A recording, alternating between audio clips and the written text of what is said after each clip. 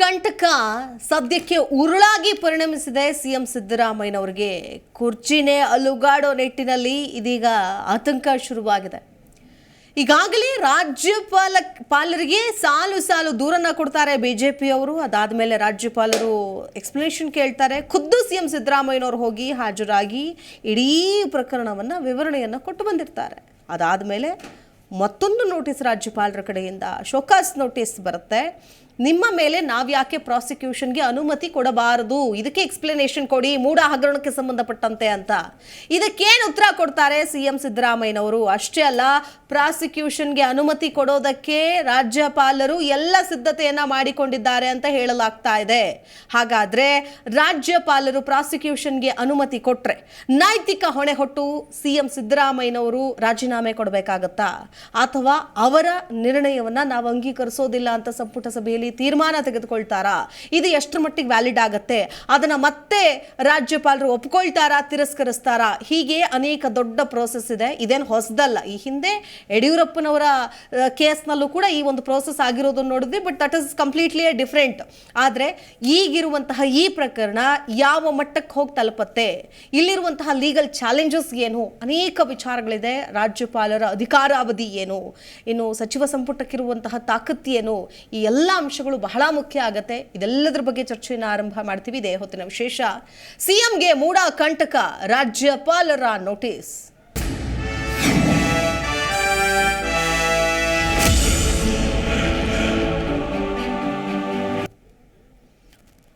ಮುಖ್ಯಮಂತ್ರಿ ಸಿದ್ದರಾಮಯ್ಯನವರಿಗೆ ಮೂಡ ಸಂಕಷ್ಟ ತಪ್ಪಿದ್ದಲ್ಲ. ಸದ್ಯಕ್ಕೆ ದೊಡ್ಡ ಮಟ್ಟದಲ್ಲೇನೆ ಈ ವಿಚಾರವನ್ನ ತೆಗೆದುಕೊಂಡು ಹೋಗ್ತಾ ಇದ್ದಾರೆ ಬಿಜೆಪಿ ಮತ್ತು ಜೆಡಿಎಸ್ನ ನಾಯಕರು.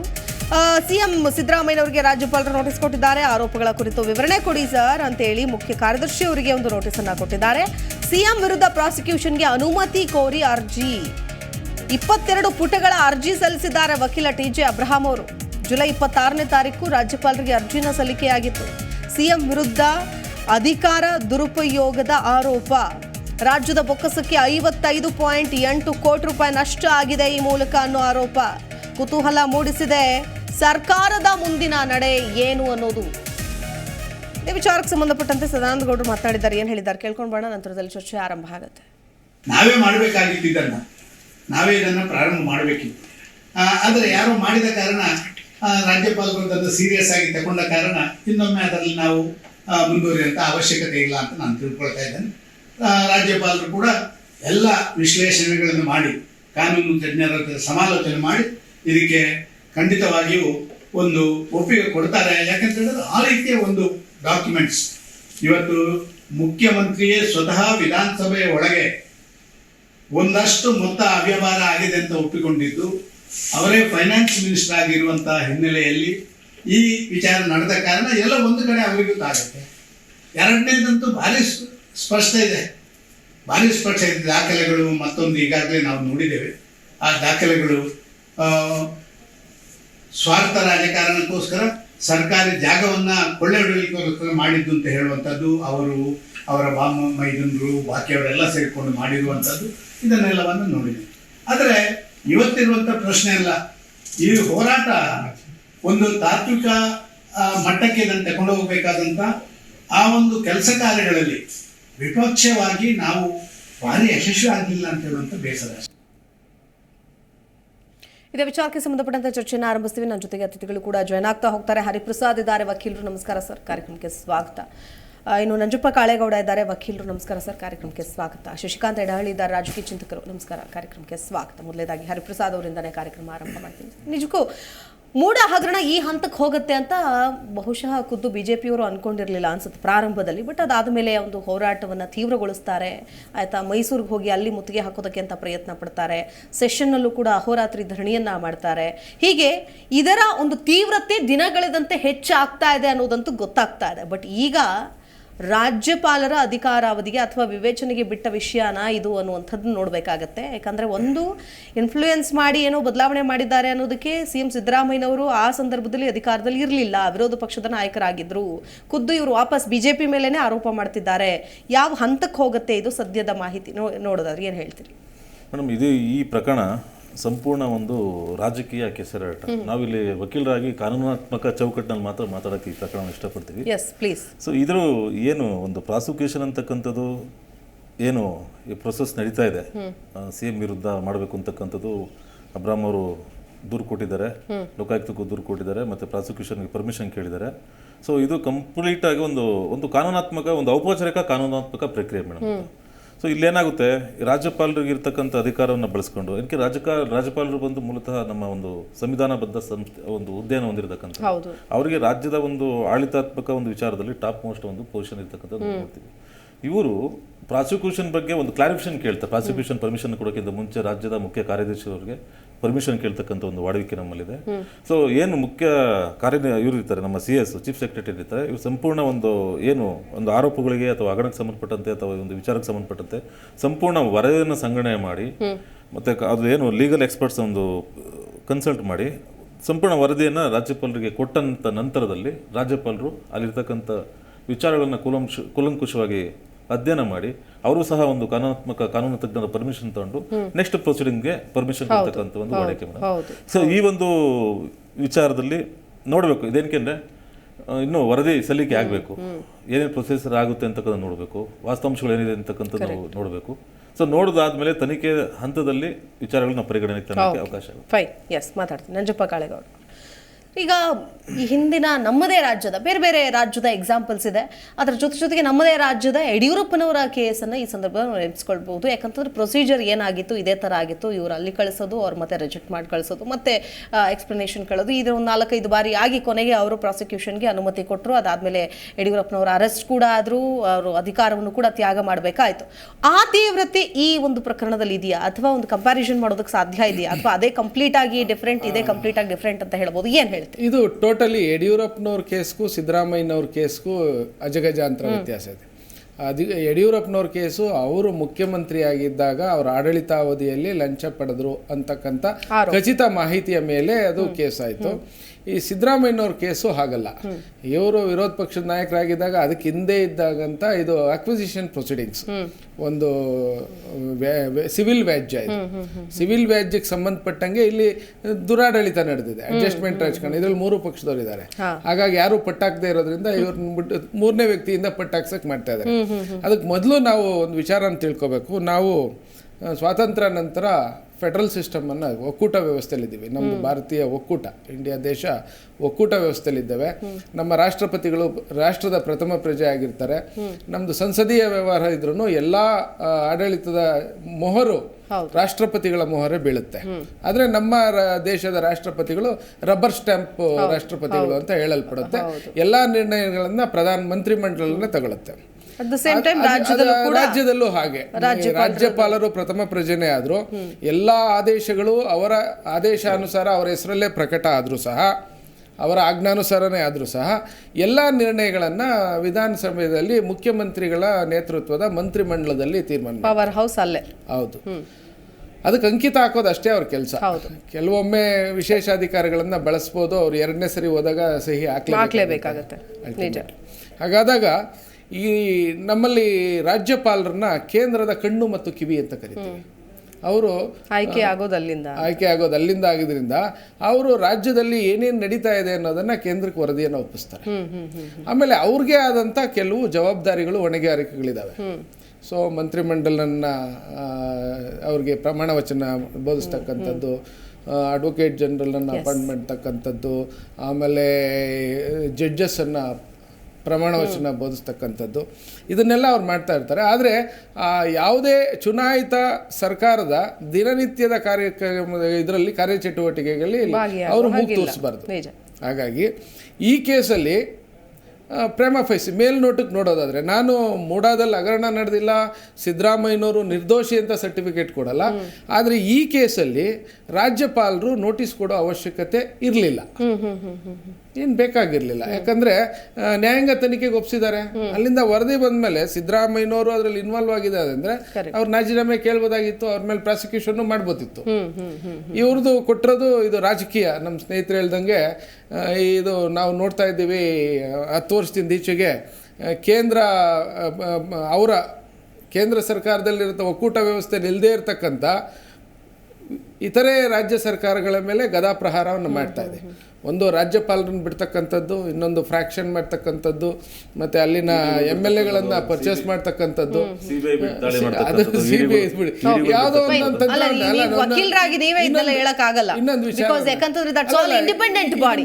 ಯಾರು ಏನೇ ಬಿಟ್ಟಿದ್ದಾರೆ ಅನ್ನೋದು ಅಲ್ಟಿಮೇಟ್ಲಿ ನ್ಯಾಯ ಅನ್ನೋದು ಬೇಕಾಗುತ್ತೆ, ಅನ್ಯಾಯ ಏನಾಗಿದೆ ಅನ್ನೋದು ಬೇಕಾಗುತ್ತೆ. ಕೈಗೆ ಕನ್ನಡಿ ಬೇಕಾಗಿಲ್ಲ ಅಂತ ಹೇಳ್ತೀವಿ, ಅದನ್ನೆಲ್ಲ ನೋಡ್ತಾ ಇದ್ದಾರೆ. ಕಣ್ಣೋರ್ಸೋದು ಬೇರೆ, ಎಲ್ಲರಿಗೂ ಕಣ್ಮುಂದೆ ಕಾಣುತ್ತಲ್ಲ. It's not at all independent body ಅಂತ ಒಪ್ಕೊಳ್ತೀರಾ? ಅಲ್ಲ, ಇಂಡಿಪೆಂಡೆಂಟ್ ಬಾಡಿನೇ ಅದು. ಈಗ ಪ್ರೆಷರ್ ಅಲ್ಲಿ ಇದೆ. ಅಧಿಕಾರಿಗಳ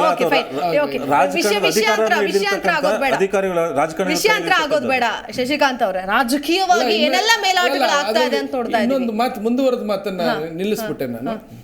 ಈವನ್ ರಾಜ್ಯಪಾಲರು ಒಂದು ನೋಟಿಸ್ ಕೊಟ್ಟಾಗೂ ನಾನು ವಾರ್ತೆಯಲ್ಲಿ ಹೇಳ್ತಾ ಇದ್ದೆ, ಅದಕ್ಕೆ ವಿರುದ್ಧವಾಗಿ ನಾವು ಹೋಗೋಣ ಅಂತ ಮುಖ್ಯಮಂತ್ರಿಯನ್ನು ಹೊರತುಪಡಿಸಿದ ಸಂಪುಟ ಸಭೆಯಲ್ಲಿ ನಿರ್ಧಾರ ತಗೊಂಡಿದ್ದಾರೆ ಕಾನೂನು ಹೋರಾಟ ಮಾಡೋಕ್ಕೆ ಅಂತ.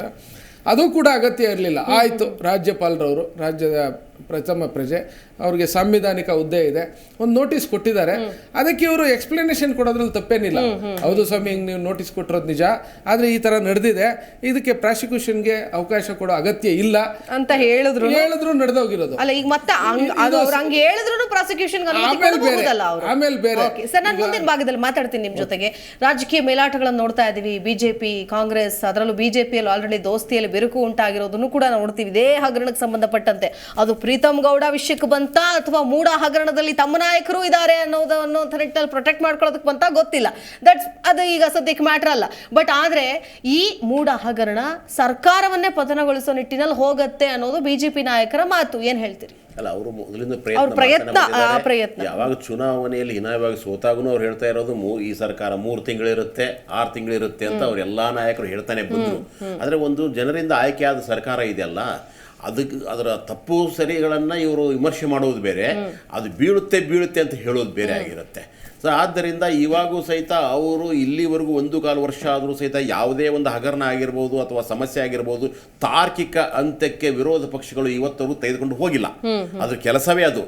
ಎಲ್ಲದಕ್ಕೂ ಹೇಳ್ತಾ ಇದ್ದಾರೆ, ಬೆಲೆ ಏರಿಕೆ ಆದ ತಕ್ಷಣ ತಾರ್ಕಿಕ ಅಂತ್ಯ ಅಂತ ಹೇಳ್ತಾರೆ, ನಾವು ಬಿಡೋದಿಲ್ಲ ಹೋರಾಟ ಅಂತ ಹೇಳ್ತಾರೆ. ಇಲ್ಲಿವರೆಗೂ ಯಾವುದು ತಾರ್ಕಿಕ ಅಂತ್ಯಕ್ಕೆ ಕಣಿಸಿಲ್ಲ. ಯಾಕೆ ಅಂತಂದ್ರೆ ಅವ್ರೊಳಗಡೆ ಇರ್ತಕ್ಕಂಥ ಒಳ ಜಗಳಗಳು ಇದ್ದಾವೆ, ಅವರಲ್ಲಿರ್ತಕ್ಕಂಥ ಗುಂಪುಗಾರಿಕೆಗಳಿದ್ದಾವೆ, ಅವರಲ್ಲಿರ್ತಕ್ಕಂಥ 2 ಪಕ್ಷಗಳಲ್ಲಿ ಇರ್ತಕ್ಕಂಥ ಸಮಸ್ಯೆಗಳು ಇದ್ದಾವೆ. ಇವುಗಳ ಮಧ್ಯದಲ್ಲಿಯೂ ಸಹಿತ ಅವರು ಸುಮ್ಮನೆ ವಹಿಸ್ ಮಾಡ್ತಾರೆ. ಈ ಆರೋಪಗಳಿದಾವೆ ನೋಡಿ. ಹಿಂದೆ ಬಂಗಾರಪ್ಪನವರು ಇದ್ರು ಮುಖ್ಯಮಂತ್ರಿಯಾಗಿ, ಅವಾಗ ಒಂದು ಹಗರಣ ಬಂತು, ಕ್ಲಾಸಿಕ್ ಕಂಪ್ಯೂಟರ್ ಹಗರಣ ಅಂತ. ಅವ್ರನ್ನ ಶಿಕ್ಷೆ ಅವರು ರಾಜೀನಾಮೆನೂ ಕೊಟ್ಟರು. ಕೊನೆಗೆ ಅವರು ಸಾಯೋ ಕಾಲಕ್ಕೆ ಅವರು ನಿರಪರಾಧಿ ಅಂತ ಬಂತು. ಆದರೆ ಅಷ್ಟರಲ್ಲಿ ಅವ್ರ ಅಧಿಕಾರವೂ ಹೋಗಿತ್ತು, ಅವ್ರ ಪ್ರಭಾವವೂ ಹೋಗಿತ್ತು. ಅಂದರೆ ಆರೋಪ ಮಾಡಿಬಿಡೋದು, ಆಮೇಲೆ ವಿಚಾರಣೆ ಮಾಡ್ತಾ ಹೋಗೋದು, ಆಮೇಲೆ ಯಾರೋ ಒಬ್ಬರು ನಾಯಕರನ್ನ ಶಿಕ್ಷೆ ಅದರಲ್ಲಿ ಒದ್ಲಾಡಿಸೋದು, ಇದು ಯೂಶುವಲಿ ನಾವು ನೋಡ್ಕೊಂಡು ಬಂದಿರೋದು. ಆಮೇಲೆ ಯಡಿಯೂರಪ್ಪರ ಪ್ರಕರಣ ಬೇರೆ. ಅವರು ಚೆಕ್ನಲ್ಲಿ ಅವ್ರ ಮಗ ಲಂಚ ತೆಗೆದುಕೊಂಡು ಸಿಕ್ಕಾಕೊಂಡು ಈ ಎಲ್ಲವನ್ನು ಸಹಿತ ತನಿಖೆಯಲ್ಲಿ ಅವರು ವಿರುದ್ಧವಾಗಿ ಬಂತು, ಜೈಲು ಸೇರಿದ್ರು. ಅದು ಗೊತ್ತಿರ್ತಕ್ಕಂಥದ್ದು. ಇಲ್ಲಿರ್ತಕ್ಕಂಥದ್ದು ನನಗೆ ಗೊತ್ತಿರೋದು, ನಾನು ಕಾಂಗ್ರೆಸ್ನವನಲ್ಲ, ನಾನು ಸಿದ್ದರಾಮಯ್ಯ ಸಮರ್ಥನೆ ಮಾಡ್ಕೊಳ್ತಾ ಇಲ್ಲ. ಆದರೆ ಇಲ್ಲಿರ್ತಕ್ಕಂಥದ್ದು ಏನಂದರೆ, ನೇರವಾಗಿ ಸಿದ್ದರಾಮಯ್ಯನವರು ಇಲ್ಲೆಲ್ಲೂ ಭಾಗವಹಿಸಿಲ್ಲ, ಅವರ ಹೆಸರಲ್ಲಿ ಯಾವ ಸೈಟ್ಗಳು ಮಂಜೂರಾಗಿಲ್ಲ. ಮೂರನೇದಾಗಿ ಅಲ್ಲಿರ್ತಕ್ಕಂಥ ಸೈಟು ಅವರ ಹೆಂಡತಿ ಹೆಸರಲ್ಲಿ ಮಂಜೂರಾಗಿರೋದು. ಮಂಜೂರು ಮಾಡಿದವ್ರು ಯಾರು? ಇದೇ ಬಿಜೆಪಿ ಸರ್ಕಾರದವರು ಮಂಜೂರು ಮಾಡಿದ್ರು. ಒಂದು ನಿಮಿಷ ಇರಿ ಸರ್,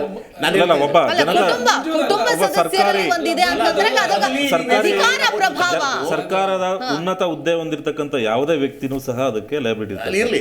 ನಾನು ಹೇಳ್ತಾ ಇರೋದು ಅವ್ರಿಗೆ ಬಂದಿರೋದು. ನೇರವಾಗಿ ಯಡಿಯೂರಪ್ಪನವ್ರ ಮೇಲೆ ಆರೋಪ ಇತ್ತು, ಬಂಗಾರಪ್ಪನವ್ರ ಮೇಲೆ ಆರೋಪ ಇತ್ತು. ಇಲ್ಲಿ ನೇರವಾಗಿ ಇವರು ಭಾಗವಹಿಸಿದ್ದಾರೆ ಅಂತ ಆರೋಪಗಳಾಗಿದ್ದರು.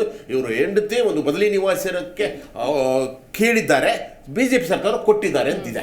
ಸೊ ಇವರು ದಾಖಲೆಗಳನ್ನು ಇವರಿಟ್ಟಿದ್ದಾರೆ. ಸಿದ್ದರಾಮಯ್ಯನವರು ಸಹಿತ ಹಲವಾರು ರೀತಿಯಲ್ಲಿ ಪ್ರೆಸ್ ಮೀಟಲ್ಲಿ ಸಮರ್ಥನೆಗಳನ್ನು ಕೊಡ್ತಾ ಹೋಗಿದ್ದಾರೆ ಅವ್ರ ಬಗ್ಗೆ. ಆದರೆ ಇಲ್ಲಿರ್ತಕ್ಕಂಥದ್ದು ನಾವೆಲ್ಲವನ್ನೂ ಗಮನಿಸಿದಾಗ ಆಗ್ತಕ್ಕಂಥದ್ದಿದೆ, ಮತ್ತೆ ರಾಜಕೀಯ ಮೇಲಾಟ ಆಗಿರುತ್ತೆ. ಹೇಗಾದರೂ ಮಾಡಿ ಈ ಸರ್ಕಾರವನ್ನು ಬೀಳಿಸಬೇಕಾಗಿದೆ. ಅದಕ್ಕೆ ಈ ಸದ್ಯಕ್ಕೆ ಎಲ್ಲ ಹೋರಾಟಗಳು ತಾರ್ಕಿಕ ಅಂತ್ಯಕ್ಕೆ ಕಾಣದೇ ಇರುವಾಗ, ಇವರಲ್ಲಿ ಭಿನ್ನಾಭಿಪ್ರಾಯ ಇರುವಾಗ ಕೊಟ್ಟ ಕೊನೆಯ ಅಸ್ತ್ರ ಹೊಂದಿದೆ. ಅದು ಏನು ಅಂತಂದರೆ, ಕೇಂದ್ರ ಸರ್ಕಾರದ ಏಜೆಂಟ್ರೇ ಅನ್ನುವ ಒಂದು ಆಲೋಚನೆಯನ್ನು ಹುಟ್ಟುಹಾಕಿರೋದಂಥ ರಾಜ್ಯಪಾಲರ ಒಂದು ಆಡಳಿತ ಇದೆಯಲ್ಲ, ರಾಜ್ಯಪಾಲರ ಒಂದು ವ್ಯವಸ್ಥೆ ಇದೆಯಲ್ಲ, ಅದನ್ನು ಬಳಸಿಕೊಳ್ಳುವ ಕೆಲಸವನ್ನು ಮಾಡ್ತಾ ಇದ್ದಾರೆ. ಕೇಜ್ರಿವಾಲ್ ಕೇಸಲ್ಲಿಯೂ ಆಗಿರ್ತಕ್ಕಂಥದ್ದು ಇದೆ, ಲೆಫ್ಟಿನೆಂಟ್ ಅವರು ಬಳಸಿದ್ರು. ಆಮೇಲೆ ಹೇಮಂತ್ ಸೊರೇನ್ ಅವ್ರ ಇದರಲ್ಲಿ ಆಗಿರ್ತಕ್ಕಂಥದ್ದು ಇದೆ. ಒಟ್ಟಾರೆಯಾಗಿ ಆರೋಪದಲ್ಲಿ ಸಿಕ್ಸೋದು, ಅವ್ರನ್ನ ಅರೆಸ್ಟ್ ಮಾಡಿಸುವುದು, ಅವರನ್ನ ಸರ್ವನಾಶ ಮಾಡೋದು ಮತ್ತು ಅಲ್ಲಿ ಭಿನ್ನಾಭಿಪ್ರಾಯ ಹುಟ್ಟಾಕೋದು, ಸರ್ಕಾರವನ್ನು ತಮ್ಮ ಪರವಾಗಿ ಮಾಡೋದು, ಇದು ಮೊದಲಿಂದನೂ ಸಹಿತ ಕಾಂಗ್ರೆಸ್ ಸರ್ಕಾರ ಇದ್ದಾಗ್ಲಿಂದ ನೋಡ್ಕೊಂಡು ಬಂದಿದೆ. ಇವಾಗ ನಾನು 10 ವರ್ಷದಿಂದ ನೋಡ್ಕೊಂಡ್ ಬಂದು ಬರೋದನ್ನ ಹೇಳಿದೆ ನಾನು. ಹಿಂದಿನ 5 ವರ್ಷದ ಹಿಂದಿನ ಬೇಡ ನಮಗೆ, ಇವಾಗ ಆಗಿದೆ.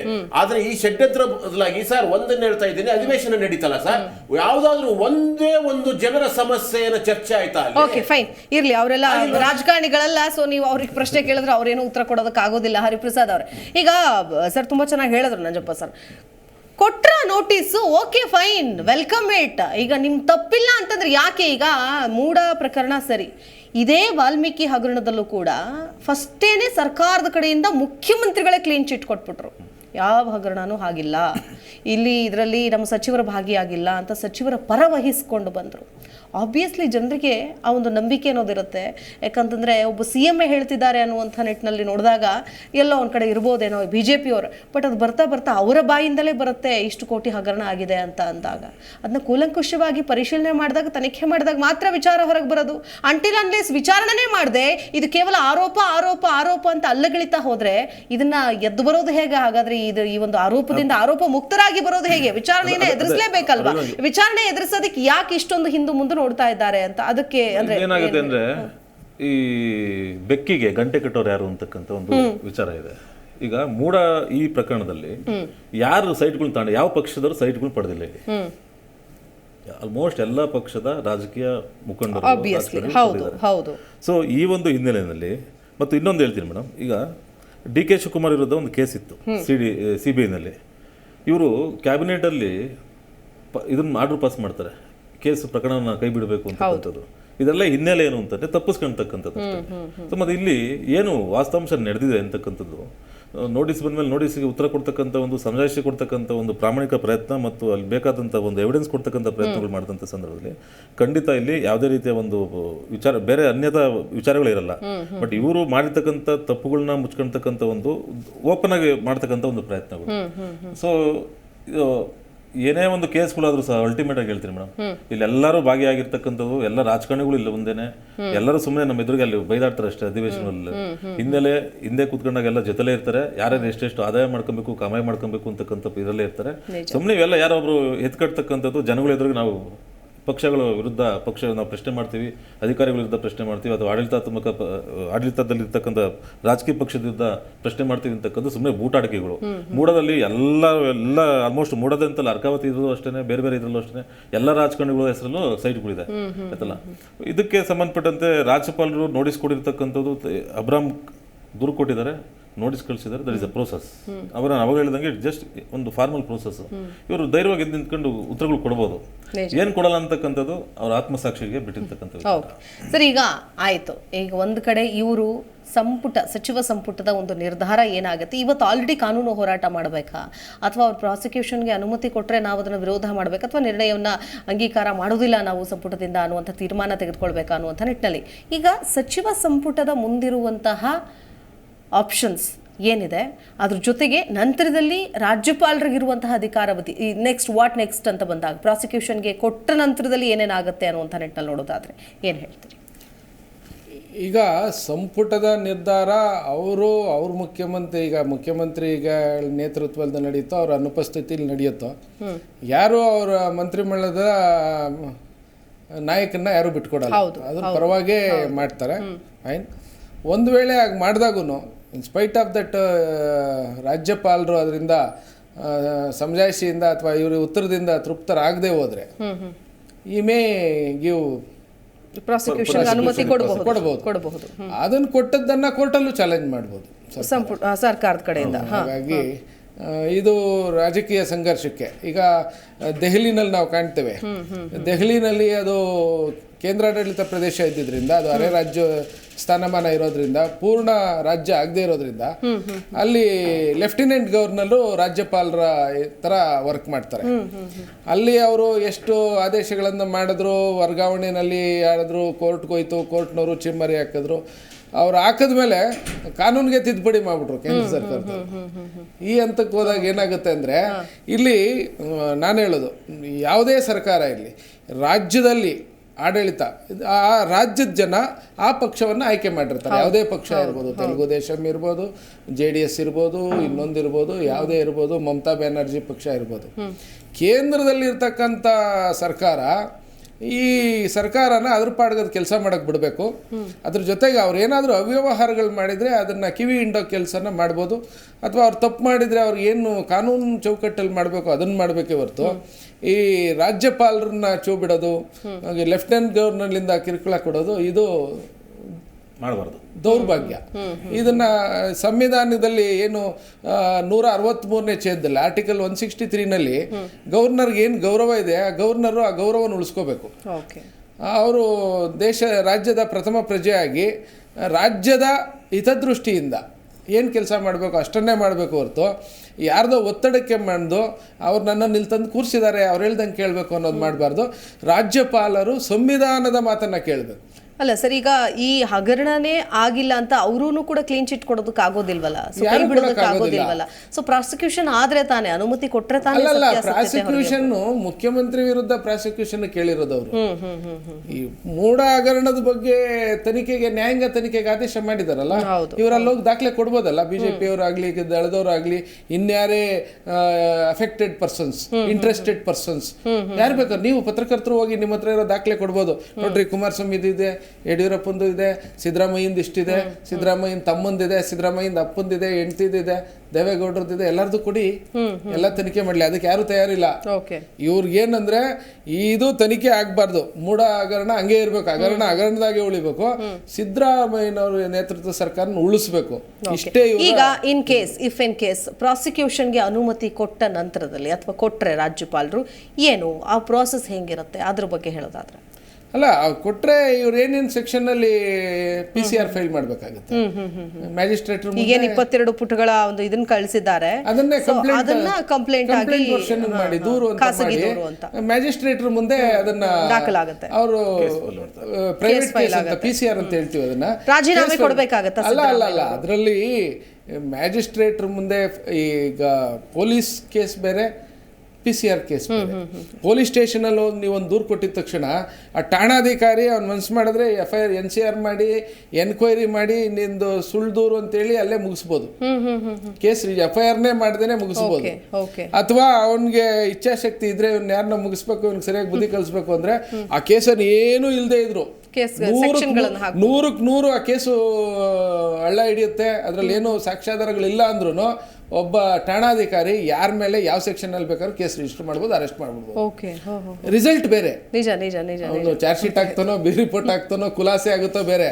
ಒಬ್ಬ ಠಾಣಾಧಿಕಾರಿ ಮನಸ್ಸು ಮಾಡಿದ್ರೆ ಯಾರ ಮೇಲೆ ಯಾವ ಸೆಕ್ಷನ್ ಅಲ್ಲಾದ್ರೂ ಈಗ FIR ಅವ್ನು ಮರ್ಡರ್ ಮಾಡ್ದೇನೆ ಊರಲ್ಲೇ ಇಲ್ಲದೆ ಇದ್ದವ್ರನ್ನು ಮರ್ಡರ್ ಕೇಸಲ್ಲಿ ಸಿಕ್ಸ್ಬೋದು, ಅಟ್ರಾಸಿಟಿ ಕೇಸಲ್ಲಿ ಸಿಕ್ಸ್ಬೋದು, ರೇಪ್ ಕೇಸಲ್ಲಿ ಸಿಕ್ಸ್ಬೋದು.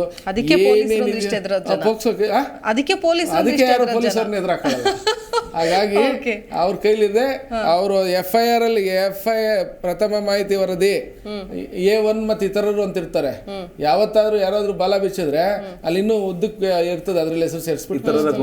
ಇತರರು ಇದ್ರಲ್ಲಿ ಎಷ್ಟು ಜನ ಬೇಕಾದ್ರೂ ಅವನು ಸಂಬಂಧ ಇಲ್ದಿರೋ ಸೇರಿಸ್ಬೋದು. ಹಾಗಾಗಿ ಅದನ್ನ PCR ನಲ್ಲಿ ಏನಾಗುತ್ತೆ ಅಂದ್ರೆ, PCR ಒಬ್ಬ ಮ್ಯಾಜಿಸ್ಟ್ರೇಟ್ ಮುಂದೆ ಹಾಜರುಪಡಿಸಿದಾಗ ಯಾರು ದೂರನ್ನ ಕೊಡ್ತಾನೆ ಅವನು ಹೋಗಿ ಅಲ್ಲಿ ಪ್ರಮಾಣ ಪತ್ರದ ಜೊತೆಗೆ ಜಡ್ಜ್ ಮುಂದೆ ಹೇಳಿಕೆಯನ್ನ ಕೊಡ್ಬೇಕಾಗತ್ತೆ. ಆ ಕೊಟ್ಟಂತ ಹೇಳಿಕೆಗಳನ್ನ, ದಾಖಲೆಗಳನ್ನ ಮ್ಯಾಜಿಸ್ಟ್ರೇಟ್ರು ವಿಮರ್ಶೆ ಮಾಡ್ತಾರೆ, ಪರಿಶೀಲನೆ ಮಾಡಿ ಇದು ಫಿಟ್ ಕೇಸು ಅಂತ ಅಂದ್ರೆ ಅವ್ರು ಯಾವ್ದಾದ್ರು ಪೊಲೀಸ್ ಸ್ಟೇಷನ್ಗೆ, ಜ್ಯೂರಿಸ್ಡಿಕ್ಷನಲ್ ಪೊಲೀಸ್ಗೆ ರೆಫರ್ ಮಾಡ್ಬೋದು, ಅಥವಾ ಅವರೇ ಕಾಗ್ನಿಜೆನ್ಸ್ ತಗೋಬಹುದು, ಕೋರ್ಟಿಂದಾನೇ ನೋಟಿಸು ಬರ್ಬೋದು. ಅಥವಾ ಅವ್ರಿಗೆ ಪ್ರೇಮಾ ಫೈಸಿ ಕೇಸ್ ಇಲ್ಲ ಅಂದ್ರೆ ಕಂಪ್ಲೇಂಟ್ ಅನ್ನ ರಿಜೆಕ್ಟ್ ಕೂಡ ಮಾಡ್ಬೋದು. This is the power of the magistrate. ಈಗ ರಾಜೀನಾಮೆ ಅಂತಿದಾರಲ್ಲ, ರಾಜೀನಾಮೆ ಅಗತ್ಯ ಇಲ್ಲ. ಈಗ ಯಾವ ಸಂದರ್ಭದಲ್ಲಿ ಬರುತ್ತೆ ಅಂತ, ಯಾವ ಸಂದರ್ಭದಲ್ಲಿ ಅಂದ್ರೆ ಸಂವಿಧಾನದಲ್ಲಿ ಏನಿದೆ, ಕಾನೂನಲ್ಲಿ ಏನಿದೆ ಅಂದ್ರೆ 2 ವರ್ಷಕ್ಕೂ ಹೆಚ್ಚು ಅವಧಿಗೆ ಶಿಕ್ಷೆ ಆದಾಗ ಈಗ ರಾಹುಲ್ ಗಾಂಧಿ ಅವ್ರದ್ದು ಆಯ್ತು, ಇಮಿಡಿಯೇಟ್ ಆಗಿ ಅವ್ರನ್ನ ಅಮಾನತ್ ಮಾಡ್ಬೋದು. ಆದ್ರೆ ಈಗ ಅರವಿಂದ್ ಕೇಜ್ರಿವಾಲ್ ಅವ್ರ ಕೇಸು ಅವ್ರು ಜೈಲಲ್ಲಿದ್ದಾರೆ, ರಾಜೀನಾಮೆ ಕೊಡ್ಲಿಲ್ಲ, ರಾಜೀನಾಮೆ ಕೊಡ್ಬೇಕು ಅಂತ ಎಲ್ಲೂ ಇಲ್ಲ. ಇದು ನೈತಿಕ ಹೊಣೆ ಹೊತ್ತು ಕೊಡ್ಬೇಕೇ ಹೊರತು ಕಾನೂನಿಂದ ನೀವು ಮುಖ್ಯಮಂತ್ರಿ ರಾಜೀನಾಮೆ ಕೊಡಿ ಅಂತ ಯಾರಕ್ಕಿಂತನೂ ಕೊಡ್ಸಕ್ಕಾಗಲ್ಲ. ಸೊ ಹಾಗಾಗಿ ದೆಹಲಿನಲ್ಲಿ ಕೂಡ ಸುಮಾರು ಜನ 3-4 ಜನ ದೆಹಲಿ ರಾಜೀನಾಮೆ ಕೊಡಿಸಿ ಅಂತ ಡೈರೆಕ್ಷನ್ಗೆಲ್ಲ ರಿಟ್ ಹಾಕಿದ್ರು. ಹೈಕೋರ್ಟ್ ದಂಡ ಹಾಕಿ ಅದನ್ನ ವಜಾ ಮಾಡ್ತು. ಸೊ ಹಾಗಾಗಿ ಕಾನೂನಲ್ಲಿ ಎಲ್ಲೂ ಒಬ್ಬ ವ್ಯಕ್ತಿ ವಿರುದ್ಧ ಅಂದ್ರೆ ಯಾವುದೇ ಮಂತ್ರಿ ವಿರುದ್ಧ ಕೇಸ್ ರಿಜಿಸ್ಟರ್ ಆದ್ರೆ ರಾಜೀನಾಮೆ ಕೊಡಬೇಕು ಅಂತ ಏನಿಲ್ಲ. ಕನ್ವಿಕ್ಟ್ ಆದ್ರೆ ಮಾತ್ರ, ಶಿಕ್ಷೆ ಆದ್ರೆ ಮಾತ್ರ, ಆರೋಪ ಸಾಬೀತಾಗಿ ಶಿಕ್ಷೆ ಆಗಬೇಕು. ಅದು 2 ವರ್ಷಕ್ಕಿಂತ ಹೆಚ್ಚು ಅವಧಿಗೆ ಶಿಕ್ಷೆಗೆ ಒಳಗಾದ್ರೆ ಅವರು ಅನರ್ಹರು. Okay fine sir. ಈಗ ಬಿಜೆಪಿ ಅವರ ಒಂದು ವರ್ಷನ್ ಏನು ಅಂತಂದ್ರೆ ಮೂಢ ಹಗರಣವನ್ನ ನೆಕ್ಸ್ಟ್ ಲೆವೆಲ್ಗೆ ತೆಗೆದುಕೊಂಡು ಸಿದ್ದರಾಮಯ್ಯನವರು ರಾಜೀನಾಮೆ ಕೊಡಬೇಕು ಅನ್ನೋದು ಒಂದೇ ಅಂಬೋಣ ಅವ್ರದ್ದು. ಒಂದು ಮೂಢ ಹಗರಣ, ಆಮೇಲೆ ವಾಲ್ಮೀಕಿ ಹಗರಣದಲ್ಲೂ ಕೂಡ ಇವರ ಕೈವಾಡ ಇದೆ. ಯಾಕಂತಂದ್ರೆ ಇವರೇ ಹಣಕಾಸು ಮಂತ್ರಿಗಳು ಅನ್ನೋ ಕಾರಣಕ್ಕೆ ಇವರ ಕೈವಾಡ ಇದೆ. ಅಂದ್ರೆ ಇದು ಕೇವಲ ಮೂಢ ಹಗರಣ ಅಂತ ಅಲ್ಲ, ಸಿದ್ದರಾಮಯ್ಯನವರು ಭ್ರಷ್ಟಾಚಾರದಲ್ಲಿ ತೊಡಗಿದ್ದಾರೆ ಅನ್ನೋದನ್ನ ಅವರು ದೊಡ್ಡ ಮಟ್ಟದಲ್ಲೇನೆ ಆರೋಪ ಮಾಡ್ತಾ ಇದ್ದಾರೆ. ರಾಜೀನಾಮೆ ಕೊಡಿಸೇ ತೀರ್ತೀವಿ ಅನ್ನುವಂಥ ನಿಟ್ಟಿನಲ್ಲೇ ಮುಂದಾಗ್ತಾ ಇದ್ದಾರೆ. ಸೊ ಇದು ಯಾವ ರೀತಿಯಾಗಿ ಮುಂದುವರಿಯುತ್ತೆ ಅಂತ ಇವ್ರಿಗೂ ಆ ಪ್ರಯತ್ನಗಳು ಯಾರ್ದು ಅವ್ರದ್ದು ಫಲಿಸಿಲ್ಲ. ಇವಾಗ ಪಾದಯಾತ್ರೆಯನ್ನ ನಾವು ಉದಾಹರಣೆಗೆ ತೆಗೆದುಕೊಂಡ್ರೆ ಅವ್ರು ಪಾದಯಾತ್ರೆ ಹೇಳಿದ ಹಾಗೆ ಮಾಡೋಕ್ಕೆ ಆಗಲಿಲ್ಲ. ಆವಾಗ ಅವ್ರ ಪಾರ್ಟ್ನರೇ ಅದಕ್ಕೆ ವಿರೋಧ ವ್ಯಕ್ತಪಡಿಸಿದರು. ಸೊ ಇವುಗಳನ್ನು ನೀವು ಗಮನಿಸಿದಾಗ ಅವರು ತಾರ್ಕಿಕ ಅಂತ್ಯಕ್ಕೆ ತೆಗೆದುಕೊಂಡು ಹೋಗ್ತಾರೆ ಅನ್ನೋ ನಂಬಿಕೆಗಳು ಅವ್ರಿಗೆ ಇಲ್ಲ, BJP ಅವ್ರಿಗೆ ಇಲ್ಲ. ಸೊ ಆದ್ದರಿಂದ ಬೀಸೋ ದೊಣ್ಣೆಯಿಂದ ನಮ್ಮ ಸಿದ್ದರಾಮಯ್ಯ ಸದ್ಯಕ್ಕೆ ಪಾರಾಗಿದ್ದಾರೆ. ಇವಾಗ ಇನ್ನೊಂದು ದೊಣ್ಣೆ ಬಂದಿದೆ, ಯಾವುದು ರಾಜ್ಯಪಾಲರದು. ಸೊ ರಾಜ್ಯಪಾಲರದು ಇದೆಲ್ಲವೂ ಸಹಿತ ಇವ್ರು ಹೇಳಿದಾಗ ಅದು ಪ್ರೊಸೆಸ್ ಅಷ್ಟೇ. ಯಾರಾದರೂ ದೂರು ಕೊಟ್ಟರೆ ಇದಕ್ಕೊಂದು ನೋಟಿಸ್ ಕೊಡ್ತಾರೆ, ನೋಟಿಸ್ ಕೊಡೋ ಒಂದು ಪ್ರೊಸೆಸ್ ನಡೀತಾ ಇದೆ. ಅವರು ಮೈಸೂರಲ್ಲಿ ಲೋಕಾಯುಕ್ತಕ್ಕೆ ದೂರು ಕೊಟ್ಟಿದ್ರು ಅಬ್ರಾಹಿಂ ಅವರು, ಅಲ್ಲಿ ಅವರು ದೂರ ತೆಗೆದುಕೊಳ್ಳಿಲ್ಲ. ಆದ್ರಿಂದ ಅದನ್ನು ತೆಗೆದುಕೊಂಡು ವಿಚಾರಣೆಯನ್ನು ಮುಂದುವರಿಸಬೇಕು ಅಂತ ಇವಾಗ ರಾಜ್ಯಪಾಲರ ಹತ್ರ ಇವರು ಪರ್ಮಿಷನ್ ಕೇಳಕ್ಕೆ ಹೋಗಿದ್ದಾರೆ ಇವಾಗ. ಸೊ ಇಷ್ಟನ್ನೇ ಬಿಟ್ಟು ಇದೇ ಹಿಂದೆ ಇದೇ BJPಯವರು ಒಂದು ಜಾಹೀರಾತು ಕೊಟ್ಟಿದ್ರು. ಯಾರ ಮೇಲೆ? ದೇವೇಗೌಡರ ಕುಟುಂಬದ ಮೇಲೆ. ದೇವೇಗೌಡರ ಕುಟುಂಬ ಮೂಡಾದಲ್ಲಿ ಎಷ್ಟೋ ನಿವೇಶನಗಳನ್ನು ಅಕ್ರಮವಾಗಿ ತೆಗೆದುಕೊಂಡಿದ್ದೆ ಅಂತ ಓಪನ್ ಆಗಿನೇ ಕೊಟ್ಟಿದ್ರು ಇದೇ BJPಯವರು. ಇವಾಗ ಅದೇ BJPಯವರು ಅದೇ ಕುಮಾರಸ್ವಾಮಿಗಳವರ ಜೊತೆಗೆ ಸೇರ್ಕೊಂಡು ತಾರ್ಕಿಕ ಅಂತಿಕ ಇದೇ ವಿಷಯಕ್ಕೆ ಇನ್ನೊಂದು ಆಯಾಮದಲ್ಲಿ ನೋಡೋದಾದ್ರೆ, ಹೌದು ಈಗ ಕಾಂಗ್ರೆಸ್ನವ್ರು ಏನು ಹೇಳ್ತಾರೆ, BJP ಕಾಲದಲ್ಲಿ ಆಗದಂತಹ ಹಗರಣ ಹಂಚಿಕೆ ಮಾಡಿರೋದು ಅವರೇ, ಬೊಮ್ಮಾಯಿ ಅವರು CM ಆಗಿದ್ರು ಅಂತ ಹೇಳ್ತಾರೆ. ಆದ್ರೆ ಅಧಿಕಾರ ಇದೆ ಅಲ್ವಾ, ಯಾಕೆ ಇವರು ಈ ಹಿಂದೆ ಕೂಡ ಇದೇ ಮೂಡಾದಲ್ಲಿದ್ದ ಅಧಿಕಾರಿಗಳು ಹಗರಣದ ಬಗ್ಗೆ ಧ್ವನಿ ಎತ್ತಿದ್ರು, ಮಾತಾಡಿದ್ರು. ಬಟ್ ಯಾಕೆ ಕಾಂಗ್ರೆಸ್ನವರು ಕೂಡ ಕ್ರಮ ತಗೊಳ್ಳೋದಕ್ಕೆ ಮುಂದಾಗ್ಲಿಲ್ಲ, ತನಿಖೆಗೆ ವಹಿಸ್ಲಿಲ್ಲ? ಈಗ BJPಯವರು ಇವ್ರ ಮೇಲೆ ಆರೋಪ ಮಾಡಿದ ಮೇಲೆ ನಿಮ್ದು ಇದೆ, ಸೊ ನಾವು ನ್ಯಾಯಾಂಗ ಬಂಧನಕ್ಕೂ ಇದನ್ನ ತನಿಖೆ ಕೊಡ್ತೀವಿ ಅಂತ ಈಗ ಮುಂದಾಗ್ತಿದ್ದಾರೆ. ಕಾಂಗ್ರೆಸ್ನವರು ಕೂಡ ಜಾರಿಕೊಳ್ಳೋ ಪ್ರಯತ್ನವನ್ನ ಮಾಡ್ತಾ ಇದ್ದಾರೆ. ಪ್ರಶ್ನೆಯನ್ನು ಕಾಂಗ್ರೆಸ್ನವರು ಕೇಳ್ತಾರೆ, ನಿಮ್ದೇ ಅಧಿಕಾರ ಇತ್ತಲ್ರಿ BJPಯವರು, ನಿಮ್ಗೆ ಗೊತ್ತಿತ್ತಲ್ವ ಅಲ್ಲಿ ಆಗಿದೆ ಅಂತ, ನೀವೇ ತಾನೇ ಜಾಹೀರಾತು ಕೊಟ್ಟಿದ್ದು ದೇವೇಗೌಡರ ಕುಟುಂಬ ಇಷ್ಟೊಂದು ಅಕ್ರಮವಾಗಿ ಸೈಟ್ ತೆಗೆದುಕೊಂಡಿದೆ ಅಂತ, ಯಾಕೆ ವಿಚಾರಣೆ ಮಾಡಿಲ್ಲ? ಇವ್ರು ಕೇಳೋದು ಅದೇ ಪ್ರಶ್ನೆ, ಅವ್ರು ಕೇಳೋದು ಅದೇ ಪ್ರಶ್ನೆ. ಯಾಕೆಂದ್ರೆ ಎಲ್ಲರೂ ಸಹಿತ ಕಳ್ಳರಲ್ಲ, ಫಲಾನುಭವಿಗಳು ಇವರು. ಅರ್ಥ ಮಾಡ್ಕೊಳ್ರಿ, ಕಳ್ಳರದ್ರೆ ಕಿತ್ಕೊಳ್ಳೋರು ಇವರು ಫಲಾನುಭವಿಗಳಾಗಿರ್ತಕ್ಕಂಥವ್ರು. ಪ್ರತಿಯೊಬ್ಬರು ಸೈಟ್ ಅನ್ನು ತೆಗೆದುಕೊಂಡಿದ್ದಾರೆ. ಕುಮಾರಸ್ವಾಮಿ ಅವರು 200/200 ಕೈಗಾರಿಕಾ ಸಂಬಂಧಪಟ್ಟಂತ ನಿವೇಶನವನ್ನು ತೆಗೆದುಕೊಳ್ಳೋದು, ಮತ್ತೆ ಅದಕ್ಕೊಂದು ಸುಳ್ಳು ಹೇಳೋದು, ನಮ್ಗೆ ಕೊಟ್ಟೇ ಇಲ್ಲ ಅಂತ ಹೇಳೋದು. ಇವೆಲ್ಲ ಕಥೆಗಳು ಏನು ಮಾಡ್ತಾರೆ ಗೊತ್ತಾ, ನಿಮಗೆ ನೂಣಿಸ್ಕೊಳ್ಳೋಕೆ ನೋಡೋದು. ಆಮೇಲೆ ಎಲ್ಲರೂ ಸಹಿತ ಎದೆ ತಟ್ಕೊಂಡು ಹೇಳಿ ನೋಡೋಣ ನಮಗೇನು ಸಿಕ್ಕಿಲ್ಲ ಅಂತ ಹೇಳ್ಬಿಟ್ಟು ಪ್ರತಿಯೊಬ್ಬರು ಅಲ್ಲಿ ತೆಗೆದುಕೊಂಡಿದ್ದಿರ್ತಾನೆ. ಹಾಗಾದ್ರೆ ಎಲ್ಲರೂ ಸಹಿತ ನೀವು ನೈತಿಕವಾಗಿ ಅನರ್ಹರಾಗಿದ್ದೀರಲ್ವಾ? ಅಲ್ಲ ಸರ್, ಈಗ ಒಂದ್ ಕಡೆ ಏನು ಅಂತಂದ್ರೆ ಸಿದ್ದರಾಮಯ್ಯನವ್ರಿಗೆ ಅಷ್ಟೇ ಅಲ್ಲ ಬೇರೆಯವ್ರಿಗೂ ಕೊಟ್ಟಿದ್ದಾರೆ ಅನ್ನೋ ಕಾರಣಕ್ಕೆ ಸಿದ್ದರಾಮಯ್ಯನವ್ರಿಗೂ ಕೊಟ್ಟರು ಓಕೆ ಅನ್ನೋದನ್ನು ಒಂದು ಅಪ್ಲಿಕೇಶನ್ ಹಾಕಿ ನಾನು ಹಾಕ್ತೀನಿ, ಇವ್ರು ಹಾಕ್ತಾರೆ, ಸಿಕ್ಕಲ್ಲ, ಸಿಕ್ಕಿಲ್ಲ. ಆಯ್ತಾ, ಈಗ ಎಷ್ಟೋ ಜನ ಈ 8-10 ವರ್ಷದಿಂದ ಅಪ್ಲಿಕೇಶನ್ ಹಾಕಿ ಕಾಯ್ತಾ ಇದ್ದಾರೆ, 15 ವರ್ಷ 20 ವರ್ಷದಿಂದ ಹೌದು ಕಾಯ್ತಾ ಇದ್ದಾರೆ. ಸಿದ್ದರಾಮಯ್ಯನವ್ರಿಗೆ ವಿಜಯನಗರದಲ್ಲಿ 14 ಬದಲಿ ನಿವೇಶನಗಳು ಸಿಗುತ್ತೆ. ಅಲ್ಲಿ ಅಪ್ಲಿಕೇಶನ್ ಹಾಕಿರೋರಿಗೆ 20-25 ವರ್ಷ ಅವರಲ್ಲ ವಯಸ್ಸಾಗಿ ಇನ್ನೇನು ಸತ್ತೋಗುವಂತಹ ಪರಿಸ್ಥಿತಿ ಬಂದ್ರು ಕೂಡ ಸಿಗಲ್ಲ ಅಂದ್ರೆ ಸಿದ್ದರಾಮಯ್ಯನವರು ಅಲ್ಲ, ಈಗ ಫಲಾನುಭವಿಗಳು ಅನ್ನೋದನ್ನು ಕೂಡ ಒಪ್ಕೊಳ್ಳೇಬೇಕಲ್ಲ. ಹಾಗಾದ್ರೆ ಅದನ್ನ ಹೇಳ್ತಾ ಇರೋದು, ಇದು ಯಾವ ಪಕ್ಷಾತೀತವಾದಂತಹ ವಿದ್ಯಮಾನ, ಇದು ಯಾವ ಒಂದು ಪಕ್ಷ ಸಂಬಂಧಪಟ್ಟದ್ದಲ್ಲ. ಎಲ್ಲರೂ ಸ್ವಾರ್ಥ, ನನಗೆ ಬೇಕು ಅನ್ನೋದು.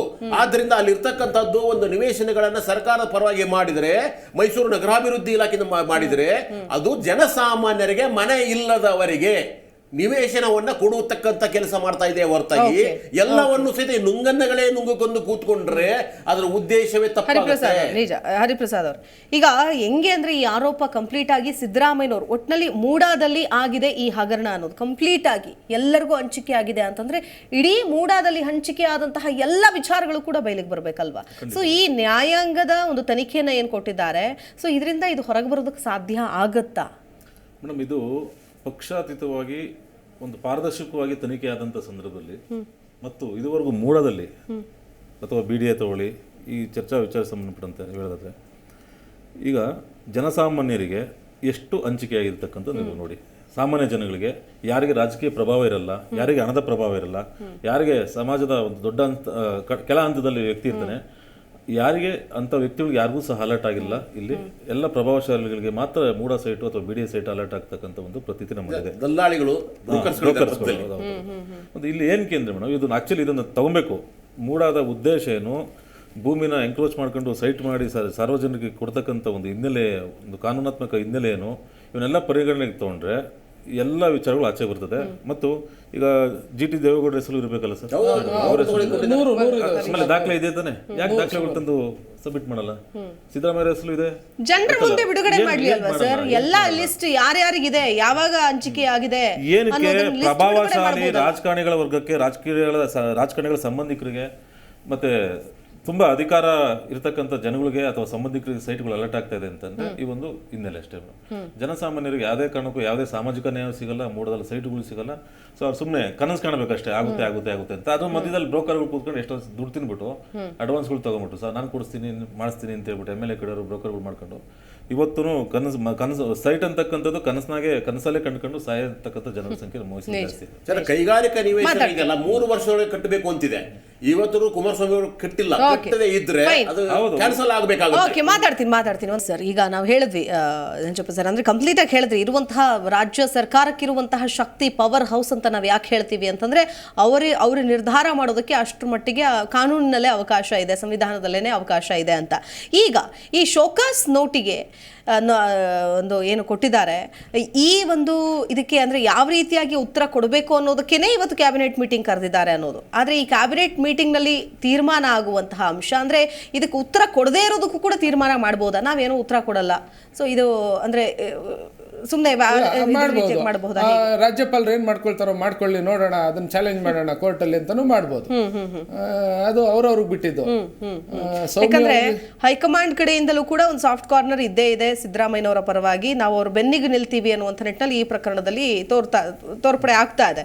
ಸೊ ಎಲ್ಲ ಆಲ್ಮೋಸ್ಟ್ ಅಲ್ಲಿರೋ ಕ್ಯಾಬಿನೆಟ್ ಮಿನಿಸ್ಟ್ರಿ ಯಾರು ಕೂಡ ಇದ್ರ ವಿರುದ್ಧ ಕೊಡಿ ಅಂತ ಹೇಳೋಣ ಅನ್ನೋ ಒಂದು ಧೈರ್ಯನೂ ಯಾರು ಮಾಡ್ತಾ ಇಲ್ಲ. ಅದನ್ನ ಮಾಡೋದು ಸಾಧ್ಯ ಆಚೆ ಹೇಳಲ್ಲ. ಯಾರಿಗೆ? DK ಶಿವಕುಮಾರ್ ಅವರು. ಸರಿ ಸರಿ ಸರ್, ಹೇಳಿ ಸರ್. ಒಂದೊಂದು ಈ ಹಂಚಿಕೆ ವಿಚಾರಗಳು ಇಬ್ರು ಸ್ನೇಹಿತರು ಹೇಳ್ತಾ ಇದ್ರು ನೋಡಿ. ಇದು ಮೊದಲು CITB ಅಂತಗಳು ಬರ್ತಾ ಇತ್ತು, ಸಿಟಿ ಇಂಪ್ರೂವ್ಮೆಂಟ್ ಟ್ರಸ್ಟ್ ಬೋರ್ಡ್ ಅಂತ. ತದನಂತರದಲ್ಲಿ ಆಯಾ ಮಹಾನಗರಗಳಲ್ಲಿ ನಗರಾಭಿವೃದ್ಧಿ ಪ್ರಾಧಿಕಾರ, ಬೆಂಗಳೂರಿನಲ್ಲಿ ಬೆಂಗಳೂರು ಅಭಿವೃದ್ಧಿ ಪ್ರಾಧಿಕಾರ ಅಂತ ಇತ್ತು.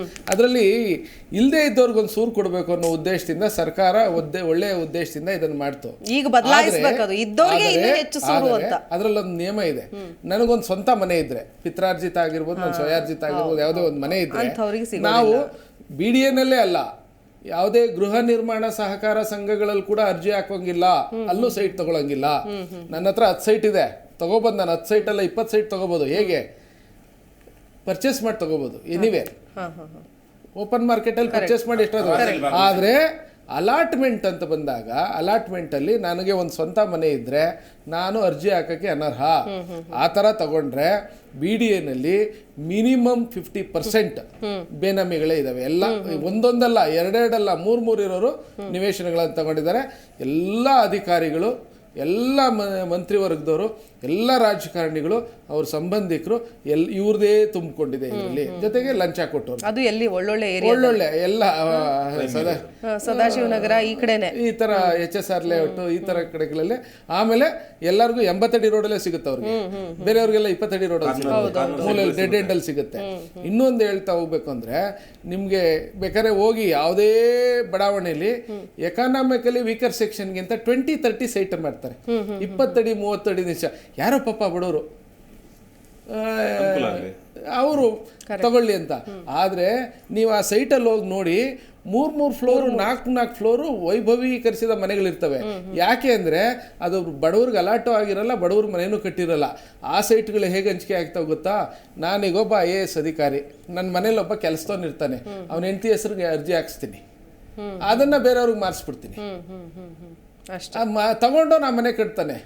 ಇದುವರೆಗೂ ಒಬ್ಬ ಎಕನಾಮಿಕಲಿ ವೀಕರ್ ಸೆಕ್ಷನ್ ಅವ್ರಿಗೆ, ನಿಜವಾದ ಫಲಾನುಭವಿಗಳಿಗೆ ನಿವೇಶನ ಸಿಕ್ಕಿಲ್ಲ. ಇದು ಸರ್, ಈಗ ಇಷ್ಟೊಂದೆಲ್ಲ ನಾವು ನೈತಿಕತೆ ಬಗ್ಗೆ ಮಾತಾಡ್ತೀವಿ. ಇವತ್ತು ನೈತಿಕತೆಯ ಹೊಣೆ ಹೊತ್ತು ಇವತ್ತು ಒಂದು ಕ್ಯಾಬಿನೆಟ್ ಮೀಟಿಂಗ್ ಇಂದನೂ ಹೊರ ಉಳಿದಿದ್ದಾರೆ, ಯಾಕಂದ್ರೆ ನನ್ನ ಮೇಲೆ ಶೋಕಾಸ್ ನೋಟಿಸ್ ಬಂದಿದೆ ಅನ್ನೋ ಕಾರಣಕ್ಕೆ. ಇದೇ ನೈತಿಕತೆಯನ್ನ ನಮ್ಮ ಸಮಾಜವಾದಿ ನಾಯಕರಾದ ಸಿದ್ದರಾಮಯ್ಯನವರು ವಿಜಯನಗರದಲ್ಲಿ 14 ಸೈಟ್ ಕೊಟ್ಟಾಗ ಅದನ್ನ ಈಗ ನಾನು ಕೊಟ್ಟಿಲ್ಲ, ನಾನು ಕೇಳಿಲ್ಲ, ನನ್ನ ಪ್ರಭಾವ ಬೀರಿಲ್ಲ ಅಂತ ಹೇಳ್ತಾರೆ. ಬೇರೆ ಎಲ್ಲೋ ಕೊಟ್ಟಿದ್ರು, ಅದಾದ್ಮೇಲೆ ನನಗೆ ಬೇಡ ಅಂತ ಹೇಳಿದಕ್ಕೆ ಇಲ್ಲಿ ಕೊಟ್ಟಿದ್ದಾರೆ. ಆ ಸಂದರ್ಭದಲ್ಲಿ ತಿರಸ್ಕಾರ ಕೂಡ ಮಾಡಬಹುದಾಗಿತ್ತಲ್ವಾ? ಈಗ ಒಂದು ಪ್ರಶ್ನೆ ಬರುತ್ತಲ್ಲ, ಇಲ್ಲದೆ ಇರೋರು ತುಂಬಾ ಜನ ಇದ್ದಾರೆ, ಬಡವರು ತುಂಬಾ ಜನ ಇದ್ದಾರೆ. ಇದ್ರಲ್ಲಿ ಒಂದು ವಿಚಾರ ನಾನು ಸ್ಪಷ್ಟೀಕರಣ ಹೇಳಕ್ ಕೊಡ್ತೀನಿ. ಇದು ಯಾವುದೇ ಹಂಚಿಕೆ ಅಲ್ಲ, ಅರ್ಜಿ ಹಾಕಿ ಸೈಟ್ ತಗೊಂಡೋದಲ್ಲ. ಇವರ ಹೆಂಡತಿ ಹೆಸರಿನಲ್ಲಿ ಜಮೀನ್ ಇರುತ್ತೆ, ಜಮೀನು ಅಕ್ವಿಸಿಷನ್ ಕೂಡ ಆಗಿಲ್ಲ. ಅಕ್ವಿಷನ್ ಆಗಿದ್ರೆ ಅವ್ರಿಗೆ ಕಾಂಪನ್ಸೇಷನ್ ಕೊಡಬೇಕಿತ್ತು. ಸಿದ್ದರಾಮಯ್ಯನವರು ಹೇಳಿಕೆ ಪ್ರಕಾರ, ನಾನು ಯಾವುದೇ ದಾಖಲೆ ನೋಡಿಲ್ಲ, ಅವ್ರು ಹೇಳಿದ್ರು ನಮ್ಮ ಜಾಗನ ಅಕ್ರಮವಾಗಿ ಆಕ್ರಮಿಸ್ಕೊಂಡು ಇವರು ಬಡಾವಣೆ ಮಾಡಿಬಿಟ್ಟಿದ್ರು ಅಂತ. ಇವರೊಬ್ಬ ರಾಜ್ಯವನ್ನ ನಡೆಸ್ತಾ ಇರ್ತಕ್ಕಂಥ ವ್ಯಕ್ತಿ, ಅವರು ಇರೋ ಆಸ್ತಿನಲ್ಲಿ ಯಾರೋ ಬಂದು ಕೂತ್ಕೊಳ್ಳೋರ್ಗು ಏನ್ ಮಾಡ್ತಾ ಇದ್ರು? ಮೊದಲನೇ ಇದದು. ಅದಾದ್ಮೇಲೆ ಇವ್ರಿಗೆ ಅಷ್ಟೊಂದಾದ್ರೆ ಇವರು ಸ್ವಯಂ ವಕೀಲರಾಗಿರೋರು, ಇವ್ರು ಅಕ್ವರಮವಾಗಿರೋದನ್ನ ಇವರು ಈ ಬದಲಿ ನಿವೇಶನ ಕೇಳೋ ಬದಲು ಇವ್ರು ಅಬ್ಸಲ್ಯೂಟ್ ಓನರ್ ಆಗಿದ್ರೆ, ಇವರೇ ಆಗಿದ್ರೆ ಎವಿಕ್ಷನ್ ಸೂಟ್ ಹಾಕ್ಬೇಕಾಗಿತ್ತು. ನನ್ನ ಜಾಗ ಅಕ್ರಮ ಬಂದಿದ್ರೆ ನನ್ನ ಜಾಗ ನನಗೆ ಬಿಟ್ಬಿಟ್ಟು ನೀವು ಹೋಗ್ರಪ್ಪ ಅಂತ ಕೇಳ್ಬೇಕಾಗಿತ್ತು. ಯಾಕೆ ಬದಲಿ ನಿವೇಶನ ತಗೊಂಡ್ರು? ಇದು ಅಕ್ರಮ. ಸೊ ಹಾಗಾಗಿ ಆಮೇಲೆ ಬದಲಿ ನಿವೇಶನ ಕೊಟ್ಟರು ಕೂಡ, ಈಗ ನನ್ನ ಜಮೀನು ನಂದು ಕೆಂಗೇರಿ ಹೋಬ್ಳಿಲಿದೆ, ಕೆಂಗೇರಿ ಹತ್ರ ನನ್ನ ಜಮೀನು ಆಕ್ಷನ್ ಮಾಡ್ಬಿಟ್ಟು MG ರೋಡ್ ಅಲ್ಲಿ ನನಗೆ ಜಾಗ ಕೊಟ್ರೆ ಎಲ್ಲರಿಗೂ ಹಂಗೆ ಕೊಡ್ಬೇಕಲ್ವಾ? ರೈತರಿಗೆ ಯಾರು ಕೊಟ್ಟಿದಾರ? ಈಗ ಆಯ್ತು ಅಲ್ಲ, ಸಿದ್ದರಾಮಯ್ಯನವರ ಹೆಂಡತಿ ಜಮೀನ್ ಪಕ್ಕದವ್ರಿಗೆ, ಅಲ್ಲಿ ಜಮೀನ್ ಕಳ್ಕೊಂಡಂತವ್ರಿಗೆ, ಲ್ಯಾಂಡ್ ಲೂಸರ್ಗೆ ಯಾರಿಗಾದ್ರೂ ಆ ತರ ಸೈಟ್ ಕೊಟ್ಟಿದಾರಾ? ಅಂದ್ರೆ ಇದು ಇವ್ರು ವಿರೋಧ ಪಕ್ಷದ ನಾಯಕರಾಗಿದ್ದಾಗ ಆಡಳಿತ ಪಕ್ಷದ ನಾಯಕರ ಜೊತೆ ಶಾಮೀಲಾಗಿ ಇದನ್ನು ಮಾಡಿಸ್ಕೊಂಡಿದ್ದಾರೆ. ಆಮೇಲೆ ಒಂದನ್ನು ನಾವು ತಿಳ್ಕೊಳ್ಬೇಕು, ಇವ್ರು ಹೇಳಿದ್ರಲ್ಲ ಸ್ನೇಹಿತರಿಬ್ರು ಒಪ್ಕೊಳ್ತಾರೆ ಅದನ್ನು. ಎಲ್ಲ ರಾಜಕಾರಣಿಗಳಿದಾರಲ್ಲ ಸದನದಲ್ಲಿ ಮಾತ್ರ ಹಂಗೆ ಹೇಳೋದು ಜನಗಳ ಮುಂದೆ. ಅವರು ವೈಯಕ್ತಿಕವಾಗಿ ಒಂದು ಪಕ್ಷದವ್ರು ಇನ್ನೊಂದು ಪಕ್ಷರಿಗೆ ಹೆಣ್ಣು ಕೊಟ್ಟಿರ್ತಾರೆ, ಗಂಡು ಕೊಟ್ಟಿರ್ತಾರೆ, ಬೀಗರಾಗಿರ್ತಾರೆ. ಆಮೇಲೆ ರಿಯಲ್ ಎಸ್ಟೇಟ್ ಬಿಸ್ನೆಸ್ ಅಲ್ಲಿ 3 ಪಕ್ಷದ ವ್ಯಕ್ತಿಗಳು, ಕಾಂಗ್ರೆಸ್, ದಳ, BJP 3 ಪಕ್ಷದ MLAಗಳು ಒಂದೇ ಪ್ರಾಪರ್ಟಿಗೆ ಹಣ ಹಾಕಿ ಅದನ್ನ ಸೇಲ್ ಮಾಡಿರೋರು ಇದಾರಲ್ಲಿ. ಸೊ ಹಾಗಾಗಿ ಇವರು ಜನಗಳ ಕಣ್ಣೋರ್ಸಕ್ಕೆ ಒಂದೇನೋ ಹೇಳ್ತಾರಲ್ಲ, ನಾನು ಹೊಡೆದಂಗೆ ನಾಟಕ ಮಾಡ್ತೀನಿ, ನಾಟಕ ಮಾಡು ಅಂತ. ಹಾಗಾಗಿ ಇವರೆಲ್ಲರಿಗೂ ಇವ್ರಿಗೆ ಯಾರಿಗೂ ಇಲ್ಲ, ಅವ್ರವ್ರ ಸ್ವಾರ್ಥಕ್ಕೆ ಬಳಸ್ಕೊಳ್ತಾರೆ. ಸದನದಲ್ಲಿ ಮಾತ್ರ ನಮ್ಮ ಪಕ್ಷದ ಪರವಾಗಿ ಇನ್ನೊಂದು ಪಕ್ಷದ ಪರವಾಗಿ ಮಾತಾಡ್ತಾರೆ ಹೊರತ ವ್ಯವಹಾರಗಳಲ್ಲಿ ಇವರೆಲ್ಲ ಸಮಪಾಲು ಹಂಚ್ಕೋತಾರೆ. ಸೊ ಹೀಗಾಗಿ ಸಮಪಾಲ ಆದ್ರೇನೆ ಅಲ್ಲಿ ಸರ್ಕಾರ ನಡೆಯೋದು, ವ್ಯವಹಾರಗಳು ನಡೆಯೋದು. ಕೆಲಸ ಮಾಡಿದ್ರೆ ಎಷ್ಟೋ ಭ್ರಷ್ಟಾಚಾರದ ಪ್ರಕರಣಗಳು ಮುಚ್ಚೋಗ್ಬಿಡ್ತದೆ, ನಿಂತು ಹೋಗ್ಬಿಡ್ತದೆ. ಹಾಗಾಗಿ ಈಗ ನಾವು ಈ ಕಬಡ್ಡಿ ಆಡ್ತೀವಿ ಅಂತ ಇಟ್ಕೊಳ್ಳಿ, ಕಬಡ್ಡಿ ಹಾಕಿದ್ಮೇಲೆ ಅಥವಾ ಕುಸ್ತಿ ಪಂದ್ಯ ಅಂತ ತಗೊಳ್ಳೋಣ. ಕುಸ್ತಿ ಪಂದ್ಯದಲ್ಲಿ ಅವನ್ನ ಬೀಳಿಸ್ಲೇಬೇಕು ಅಂದ್ರೆ ಸರಿಯಾಗಿ ಪಟ್ಟಾಕಿ ದಬಾರ್ನ ಮುಗಿಸ್ಬೇಕು. ಇವ್ರು ಪಟಾಕ್ ಹಾಕ್ತಾ ಇರಲ್ಲ, ಸುಮ್ಮನೆ ಹಿಂಗೆ ಹಿಂಗೆ ಹಿಂಗೆ ಹಿಂಗೆ ಮಾಡ್ತಾರೆ. ಯಾಕಂದ್ರೆ ಪಟ್ಟಾಕಿದ್ರೆ ಇವ್ರು ಬೀಳ್ತಾರೆ. ತಾರ್ಕಿಕ ಅಂತ ಏನು ಕಾಣಲ್ಲ ಇಂಥ ಪ್ರಕರಣ, ಅಂದ್ರೆ ಎಲ್ಲರೂ ಶಾಮೀಲಾಗಿರೋದೇ ಕಾಣಲ್ಲ. ಈ ಹಿಂದೆ ಶಶಿಕಲಾ ಜೊಲ್ಲೆ ಅವ್ರ ಮೇಲೆ ಮೊಟ್ಟೆ ಹಗರಣ ಬಂದಿತ್ತು. ಅವಾಗ್ಲೂ ಕೂಡ ಕೇಳಿದ್ರು ಪ್ರಾಸಿಕ್ಯೂಷನ್ಗೆ ಅನುಮತಿ ಕೊಡಿ ಅಂತ. ಪ್ರಾಸಿಕ್ಯೂಷನ್ಗೆ ಅನುಮತಿ ನೀಡಲಿಲ್ಲ. ಅಂದ್ರೆ ಈ ತರದ ಅನೇಕ ವಿಚಾರಗಳು ಬಂದಿದೆ ಅನ್ನೋದನ್ನ ಯಾಕೆ ನೀಡಲಿಲ್ಲ ಅಂದ್ರೆ BJP ಗವರ್ಮೆಂಟ್ ಇತ್ತು, BJP ಅವರೇ ರಾಜ್ಯಪಾಲರಿದ್ರು. ಈ ತರದ್ದು ಒಂದು ಅಲ್ಲ ಸರ್, ಈಗ ಇದನ್ನ ನೀವು ನಿಮ್ಮ ಇದ್ರಲ್ಲಿ ಹೆಂಗ್ ವ್ಯಾಖ್ಯಾನ ಮಾಡ್ತೀರಿ ಅಂತ? ಈಗ ನೀವು ಹೇಳುವಂಥದ್ದು ನಾವು ಓದುವಂಥದ್ದೇ ಬೇರೆ, ಇದು ನಡೆಯುವಂಥದ್ದೇ ಬೇರೆ ಅನ್ನೋದನ್ನ ನಾವು ಹೆಂಗ್ ಪ್ರೂವ್ ಮಾಡೋದಕ್ಕೆ ಹೆಂಗಾಗತ್ತೆ? ಸಾಧ್ಯನೇ ಆಗೋದಿಲ್ವಲ್ಲ ಅಂತ. ಓಕೆ, ಏನ್ ಹೇಳ್ತೀರಿ ಶ್ರೀಕಾಂತ್ ಅವರು? ಅದೇ ಆಗಲೇ ಎಲ್ಲರ ಶಾಮೀಲು ಆಗಿರೋದ್ರಿಂದ ಹಂಚಿಕೊಳ್ಳುವುದು ಹೇಗೆ, ಹಂಚಿಕೊಳ್ಳುವುದರಲ್ಲಿ ಬಂದಿರತಕ್ಕಂಥ ವ್ಯತ್ಯಾಸಗಳು, ಅದಕ್ಕೆ ಬೇಕಾಗಿರ್ತಕ್ಕಂಥ ಅಧಿಕಾರ ಪವರು, ಇದಕ್ಕೋಸ್ಕರ ಕಿತ್ತಾಡ್ತಾ ಇದ್ದಾರೆ. ಇವತ್ತವರೆಗೂ ಒಬ್ಬರೇ ಒಂದು ಹೇಳಿ ನನಗೆ, ಕರ್ನಾಟಕದಲ್ಲಿ ಯಾವುದಾದ್ರೂ ಹಗರಣ, ಪ್ರತಿ ಎಲ್ಲಾ ಪಕ್ಷಗಳಲ್ಲಿ ಇದ್ದಾಗೂ ಹಗರಣಗಳಾಗಿದ್ದಾವೆ, ಒಂದಾದ್ರೂ ಹಗರಣದಲ್ಲಿ ಯಾರಾದ್ರೂ ನಾಯಕರು ಜೈಲಿಗೆ ಹೋಗಿದಾರಾ? ಒಂದಾದ್ರೂ ತಾರ್ಕಿಕವಾಗಿ ಅಂತ್ಯ ಆಗಿದೆಯಾ? ಜನಾರ್ದನ್ ರೆಡ್ಡಿ ಹೋಗಿ ಬಂದ್ರು, ಜನ ಹೋಗಿ ಬಂದ್ರು, ತಾರ್ಕಿಕವಾಗಿ ಇದನ್ನು ಶಿಕ್ಷೆ ಅಲ್ಲಲ್ಲ, ಆಗಿಲ್ಲ. ಶಿಕ್ಷೆನೇ ಆದ್ರೆ ಜೈಲ್ ಹೋಗಿ ಬಂದ್ರು ಅನ್ನೋಕ್ಕಿಂತ ಪನಿಷ್ಮೆಂಟ್, ಫೈನಲ್ ಪನಿಷ್ಮೆಂಟ್ ಅವ್ರಿಗೆ. ಅವ್ರು ಇನ್ನೂ ಪನಿಷ್ಮೆಂಟ್ ಆಗಿಲ್ಲ, ಅಲ್ಲಲ್ಲ, ಅಲ್ಲೇನಾಯ್ತು ಬೇಲ್ ಅಲ್ಲಿ ಇದ್ದಾರೆ ಸರ್ ಅವರು. ಬೇಲ್ ಮೇಲೆ ವಿಚಾರಣೆ ಹಂತದಲ್ಲಿ ಯಡಿಯೂರಪ್ಪನವರು ಬೇಲ್ ಮೇಲೆ ಇದ್ದಾರೆ ಇವಾಗಲೂ ಸಹಿತ. ಡಿ.ಕೆ. ಶಿವಕುಮಾರ್ ಕೂಡ ಹೌದು, ಬೇಲ್ ಬೇಲ್ ಅಂದ್ರೆ ದಟ್ ಇಸ್ ನಾಟ್ ಜಡ್ಜ್ಮೆಂಟ್, ಅದು ಶಿಕ್ಷೆ ಅಲ್ಲ.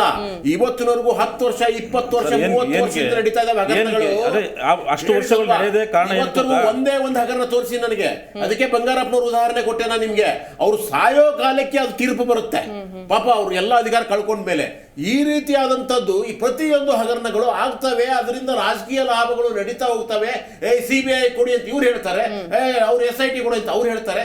ಇವುಗಳ ಅಂದ್ರೆ ಯಾವುದೇ ತನಿಖಾ ಸಂಸ್ಥೆ ಕೊಟ್ಟರು ಕೂಡ ಇಲ್ಲಿ ಹಗರಣ ಸಾಬೀತಾಗಿರೋ ತೀರಾ ಕಡಿಮೆ ಅನ್ನೋದು ಹೇಳ್ತಾ ಇದ್ದೀರಿ, ಅದರಲ್ಲೂ ರಾಜಕಾರಣಿಗಳ ಮೇಲೆ. ಅಲ್ಲ, ನೀವು ಅವಾಗ ಹೇಳಿದ್ರಲ್ಲ ಇವು ಇಂಡಿಪೆಂಡೆಂಟ್ ಸಂಸ್ಥೆಗಳು ಅಂತ. ಈ ದೇಶದಲ್ಲಿ ಯಾವುದೂ ಸಹಿತ ಇಂಡಿಪೆಂಡೆಂಟ್ ಸಂಸ್ಥೆಗಳಿಲ್ಲ, ಎಲ್ಲವೂ ಸಹಿತ ಸರ್ಕಾರದ ನಿಯಂತ್ರಣದಲ್ಲೇ ಇರ್ತವೆ. ಕೇಂದ್ರ ಸರ್ಕಾರದ ನಿಯಂತ್ರಣದಲ್ಲಿ ED, IT, CBI ಇದ್ದಾಗೆ ಇಲ್ಲಿ ರಾಜ್ಯ ಸರ್ಕಾರದಲ್ಲಿ ಇವು ಪೊಲೀಸ್, ಆಮೇಲೆ CBI, CID ಆಯ್ತಾ, ಇವುಗಳು ಇರ್ತವೆ, SIT ಗಳು ಇರ್ತವೆ. ಸೊ ಆದ್ದರಿಂದ ಅವೆಲ್ಲವೂ ಮಾಲೀಕರು ಹೇಳಿದಂಗೆ ಕೇಳಬೇಕಾದಂಥದ್ದು ಆ ಸಂಸ್ಥೆಯ ಒಂದು. ಆಕಸ್ಮಿಕವಾಗಿ ಒಂದು ಸಾರ್ತಿ ಲೋಕಾಯುಕ್ತ ಮಾತ್ರ ನಾನು ಸ್ವಾಯತ್ತ ಸಂಸ್ಥೆ ಅಂತ ಸಂತೋಷ್ ಹೆಗಡೆ ಅವರು ಇದ್ದಾಗ ಸಾಬೀತುಪಡಿಸಲಿಕ್ಕೆ ಹೋಯ್ತು. ಆಮೇಲೆ ಏನಾಯ್ತು, ಆ ಸಂಸ್ಥೆಯನ್ನೇ ಸಹಿತ ನಿರ್ಲಿಪ್ತ ಮಾಡಲಾಯ್ತು. ಅದೇ ನಮ್ಮ ಪವರ್ ಅನ್ನೋದು ತೋರಿಸ್ತಾರೆ. ಅಲ್ಟಿಮೇಟ್ಲಿ ನಾವು ವಿ ಆರ್ ದ ಪವರ್ಫುಲ್ ಅಂತ ಅನ್ನೋದು ತೋರಿಸಿದ್ದಾರೆ. ಈಗ ಮತ್ತೆ ಅಟ್ಲೀಸ್ಟ್ ಆ ಪವರ್ ಸಿಕ್ಕಿದೆ ಲೋಕಾಯುಕ್ತಕ್ಕೆ, ಬಟ್ ಇನ್ನು ಆ ಮಟ್ಟಗಿನ ಒಂದು ಎಕ್ಸಿಕ್ಯೂಷನ್ ಅನ್ನ ನಾವು ನೋಡೋದಕ್ಕೆ ಸಾಧ್ಯ ಆಗ್ತಾ ಇಲ್ಲ. ಇರ್ಲಿ, ಫೈನ್, ಮತ್ತೆ ಮತ್ತೆ ಮತ್ತೆ ಬೇಡ, ವಿಷಯಾಂತರ ಆಗೋದು ಬೇಡ. ಸರಿ, ಇರ್ಲಿ. ಒಳಗುಟ್ಟು ಯಾರೋ ರಾಜಕಾರಣಿಗಳು ಮುಟ್ಟಕ್ಕೆ ಹೋಗ್ಬಿಡ್ರಪ್ಪ ಟಾಪ್ ಲೆವೆಲ್ ಅವರು. ಯಾಕೆ ಅಂತಂದ್ರೆ ನಮ್ದೇ ಕಟ್ ಮತ್ತೆ ACB ಬರುತ್ತೆ ಅಂತ. Okay, fine. ಹರಿಪ್ರಕಾಶ್, ಅಂದ್ರೆ ಈಗ ನಾವು ಕಾನೂನಿನ ಮೂಲಕ ಹೋರಾಟ ಮಾಡೋಂಥದ್ದು ಏನಿದೆ ಇದರಲ್ಲಿ ಸರ್ಕಾರದ ವತಿಯಿಂದ ಅನ್ನೋದನ್ನ ನಾನು ಕೇಳಬೇಕು ಅಂತ. ಮೇಡಮ್, ಇಲ್ಲಿ ಇವತ್ತಿನ ನಿರ್ಣಯ, ಸಂಪುಟ ಒಂದು ಸಭೆಯ ನಿರ್ಣಯ, ಕಾನೂನು ಅಂತಂದ್ರೆ ಈಗ ಏನು ರಾಜ್ಯಪಾಲರು ಒಂದು ನೋಟಿಸ್ ಕಳಿಸಿದ್ರೆ ಪ್ರಾಸಿಕ್ಯೂಷನ್ ವಿಚಾರದಲ್ಲಿ ನಡೀತಾ ಇದೆ.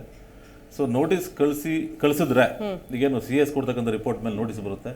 ನೋಟಿಸ್ ಆಧಾರದ ಮೇಲೆ CS ರಿಪೋರ್ಟ್ ಮೇಲೆ ರಾಜ್ಯಪಾಲರು ಏನು ನಿರ್ಣಯ ಕೈಗೊಳ್ತಾರೆ ಅಂತಕ್ಕಂಥದ್ದು. ಇನ್ ಕೇಸ್ ಅವರೇನೋ ಪ್ರಾಸಿಕ್ಯೂಷನ್ಗೆ ಅನುಮತಿ ಕೊಟ್ಟರೆ ಸೊ ಇಮಿಡಿಯೇಟ್ ಆಗಿ ಏನಾಗ್ತಿದೆ, ಇಲ್ಲಿ ತನಿಖಾ ಪ್ರಕ್ರಿಯೆ ಪ್ರಾರಂಭ ಆಗ್ತಕ್ಕಂಥ ನಾವು ನೋಡ್ತೀವಿ. ತನಿಖೆ ಪ್ರಕ್ರಿಯೆ ಪ್ರಾರಂಭ ಆದಮೇಲೆ ಏನು ಸಾಕ್ಷಿಗಳು ಎವಿಡೆನ್ಸ್ಗಳಿರ್ತದೆ, ಸೊ ಇದ್ರ ಆಧಾರದ ಮೇಲೆ ಕೇಸ್ ಲಾಡ್ಜ್ ಆಗಿ ಸೊ ಅದಕ್ಕೆ ಪೂರಕವಾದಂತೆ ಆರೋಪ ಪಟ್ಟಿ ಸಲ್ಲಿಸ್ತಕ್ಕಂಥದ್ದು. ಆರೋಪ ಪಟ್ಟಿ ಸಲ್ಲಿಸಿದ ಮೇಲೆ ಮೊಕದ್ದಮೆಗಳು ಒಂದು ವಿಚಾರಣಾ ಪ್ರಕ್ರಿಯೆಗಳು.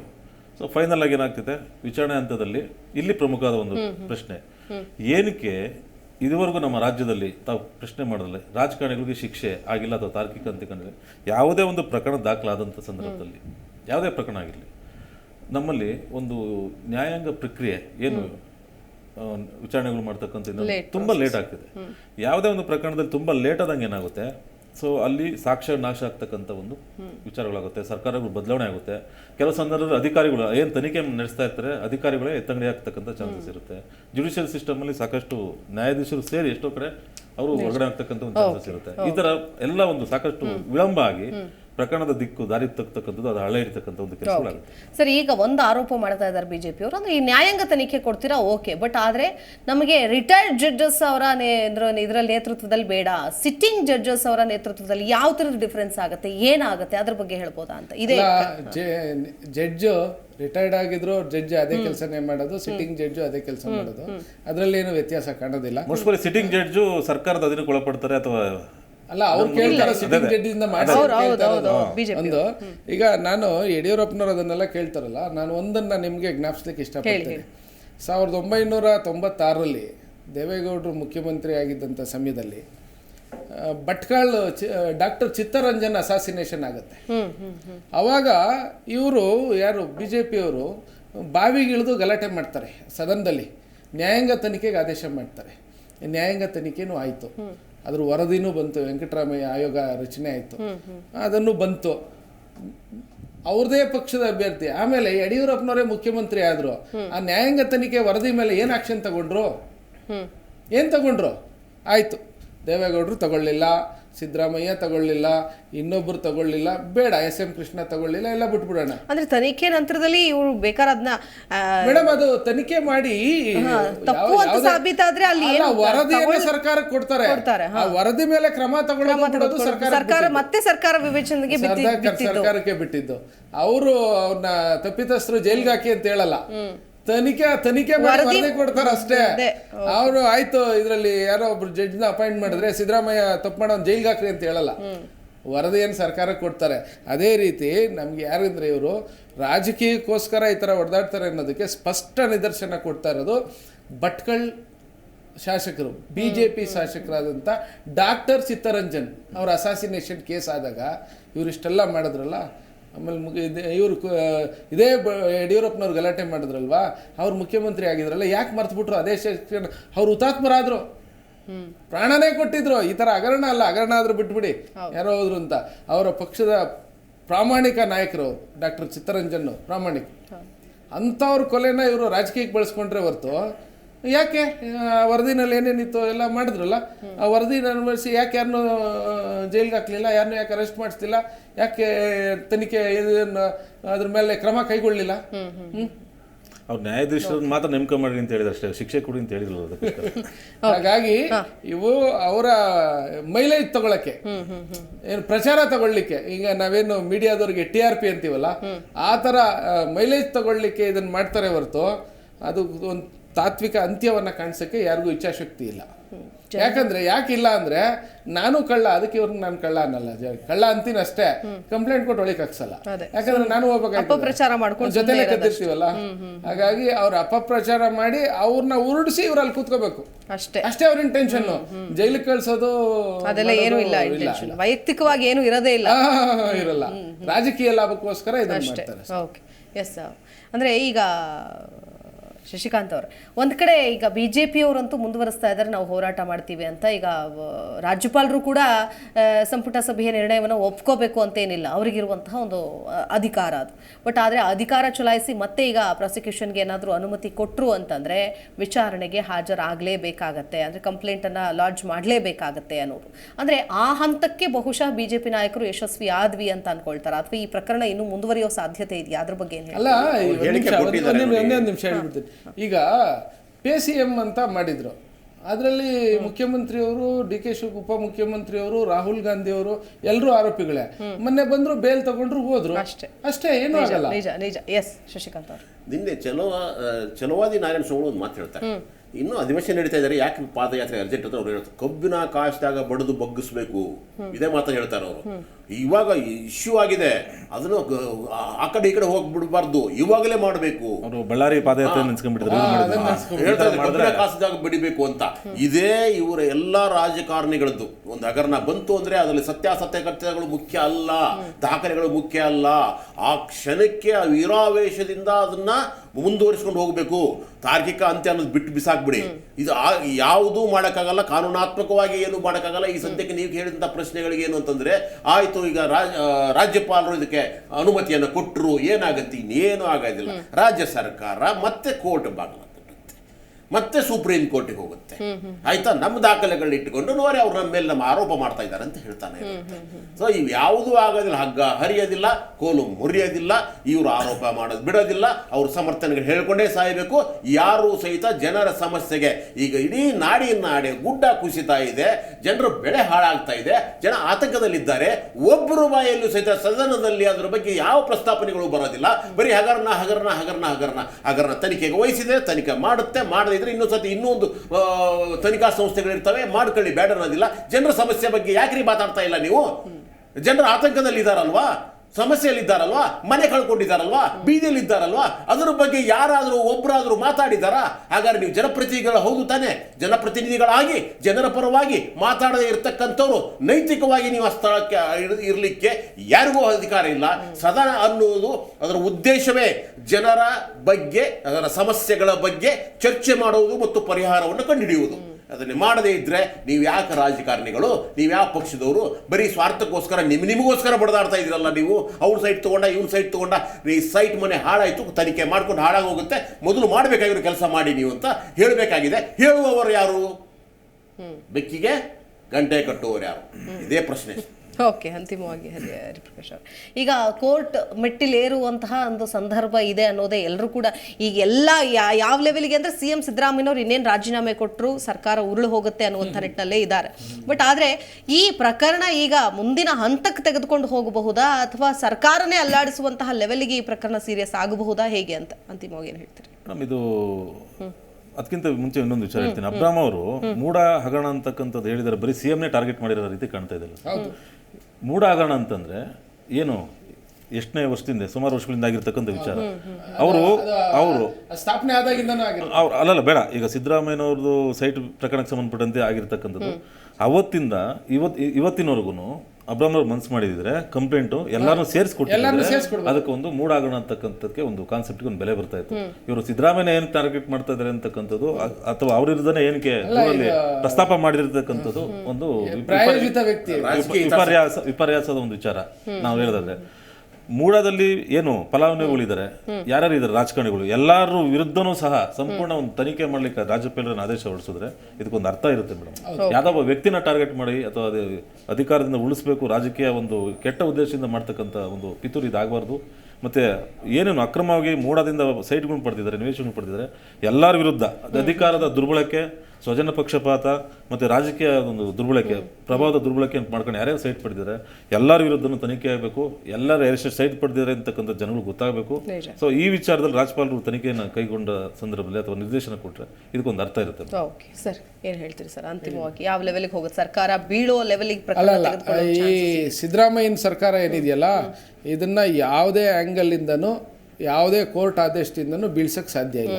ಯಾಕಂದರೆ ಸುಪ್ರೀಂ ಕೋರ್ಟ್ ಹೇಳಿದೆ ಏನೇ ಆದರೂ ಫ್ಲೋರ್ ಟೆಸ್ಟಲ್ಲೇ ಸರ್ಕಾರ ಬೀಳಬೇಕು ಅಂತ. SR ಬೊಮ್ಮಾಯಿನವ್ರ ಕೇಸ್ ಆದಮೇಲೆ ರಾಜ್ಯಪಾಲರು ಇವ್ರನ್ನ ವಜಾ ಮಾಡಿ ರಾಜ್ಯಪಾಲರ ಆಡಳಿತ ಮಾಡೋಕ್ಕಾಗೋದನ್ನು ತಪ್ಪಿಸ್ಬಿಟ್ಟಿದ್ದಾರೆ. ಸುಪ್ರೀಂ ಕೋರ್ಟ್ ಏನು ಹೇಳಿದೆ, the CM should be elected by the ಇದು ಹೌಸು. ಫ್ಲೋರ್ ಟೆಸ್ಟಲ್ಲೇ ಆಗಬೇಕು. ಸಿದ್ದರಾಮಯ್ಯನಿಗೆ ಬಹುಮತ ಇದೆಯಾ ಇಲ್ವಾ ಅಂತ. ಸಿದ್ದರಾಮಯ್ಯನವ್ರಿಗೆ ಬಹುಮತ ಇದ್ದೇ ಇರುತ್ತೆ, ಅವ್ರು ಮುಖ್ಯಮಂತ್ರಿಯಾಗಿ ಮುಂದೆ ಹೊರಿತಾರೆ. ಯಾವಾಗ ಸರ್ಕಾರ ಬೀಳುತ್ತೆ ಅಂದರೆ ಇಲ್ಲಿಂದ 50 ಜನರನ್ನು ಇವರು ಪರ್ಚೇಸ್ ಮಾಡಿದ್ರೆ, ಫ್ರ್ಯಾಕ್ಷನ್ ಮಾಡಿದ್ರೆ ಆವಾಗ ಸರ್ಕಾರ ಬೀಳುತ್ತೆ ಹೊರತು ಇನ್ಯಾವುದೇ ಈ ಹಗರಣ ಕೋರ್ಟು ಗಿರ್ಟು ಇದರಿಂದ ಯಾವುದೇ ಕಾರಣಕ್ಕೂ ಸಿದ್ದರಾಮಯ್ಯನ ನೇತೃತ್ವದ ಸರ್ಕಾರ ಪತನ ಆಗೋದಿಲ್ಲ. ಜನಗಳು ಓಟ್ ಹಾಕೋದ್ ಬೆಲೆನೇ ಇಲ್ವಾ? ಜನಗಳು ಓಟ್ ಹಾಕೋ ಉದ್ದೇಶ ಒಂದು 5 ವರ್ಷ ಒಂದು ಸರ್ಕಾರ ಇರ್ಲಿ ಅಂತ ಮಾಡ್ತಾರೆ. ಅದನ್ನೇ ವಾಮ ಮಾರ್ಗ ಯೂಸ್ ಮಾಡ್ತಾರೆ. ಕಳೆದ ಬಾರಿ ಏನಾಯ್ತು ಅಂತ ನೋಡಿದ್ವಿ, ಏನೇನೆಲ್ಲ ಹೈಡ್ರಾಮಾಗಳಾಯ್ತು. ಎಸ್, ನೋಡೋಣ, ಕಾದೋಣ ಏನಾಗುತ್ತೆ, ಎಲ್ಲಿಗೆ ಹೋಗುತ್ತೆ, ರಾಜ್ಯಪಾಲರು ಏನು ಹೇಳ್ತಾರೆ, ಅದಕ್ಕೆ ಸಚಿವ ಸಂಪುಟದ ಕಡೆಯಿಂದ ನಿರ್ಧಾರ ಏನಾಗಿರುತ್ತೆ, ಇದೆಲ್ಲವನ್ನೂ ಕೂಡ ಕಾದು ನೋಡಬೇಕಾಗುತ್ತೆ. ಥ್ಯಾಂಕ್ ಯು ಸೋ ಮಚ್ ಮೂರು ಜನಕ್ಕೂ ಕೂಡ ಧನ್ಯವಾದಗಳು, ನಿಮ್ಮ ಒಂದಷ್ಟು ಮಾಹಿತಿಗಳನ್ನ ಜನರ ಜೊತೆಗೆ ಹಂಚಿಕೊಂಡಿದ್ದಕ್ಕಾಗಿ. ಎಸ್ ವೀಕ್ಷಕರೇ, ನೋಡ್ತಾ ಇದ್ದೀವಿ ಮೂಡ ಹಗರಣ CM ಸಿದ್ದರಾಮಯ್ಯನವರಿಗೆ ಸುತ್ತಕೊಳ್ಳುವಂತಹ ಕಂಟಕನ, ಅವರ ಒಂದು ಕುರ್ಚಿಯನ್ನೇ ಅಲುಗಾಡುವಂತಹ ನಿಟ್ಟಿನಲ್ಲಿ ಮುಂದಾಗತ್ತಾ ಅಥವಾ ರಾಜ್ಯಪಾಲರು ಯಾವ ನಿರ್ಣಯವನ್ನ ತೆಗೆದುಕೊಳ್ತಾರೆ, ಸೊ ಇದಕ್ಕೆ ಸಂಪುಟ ಯಾವ ರೀತಿಯಾದಂತಹ ಒಂದು ಡಿಸಿಷನ್ಗೆ ಬರ್ತಾರೆ, ಇದೆಲ್ಲವನ್ನು ಕೂಡ ಕಾದ್ ನೋಡಬೇಕು. ಯಾಕಂತಂದ್ರೆ 1 by 1 ಡೆವಲಪ್ಮೆಂಟ್ ಆಗ್ತಾನೆ ಇದೆ. ಆ ಕುರಿತಾದಂತಹ ಅಪ್ಡೇಟ್ಸ್ ಅನ್ನು ಕೂಡ ನಿಮ್ಮ ಮುಂದೆ ಇಡ್ತಾ ಹೋಗ್ತೀವಿ ಅಂತ ಹೇಳ್ತಾ ಚರ್ಚೆಯನ್ನು ಮುಗಿಸ್ತಾ ಇದ್ದೀನಿ. ನಮಸ್ಕಾರ. ನೋಡ್ತಾ ಇರಿ ಜಿ ಕನ್ನಡ ನ್ಯೂಸ್, ಸತ್ಯವೇ ಸುದ್ದಿಯ ಜೀವಾಳ್.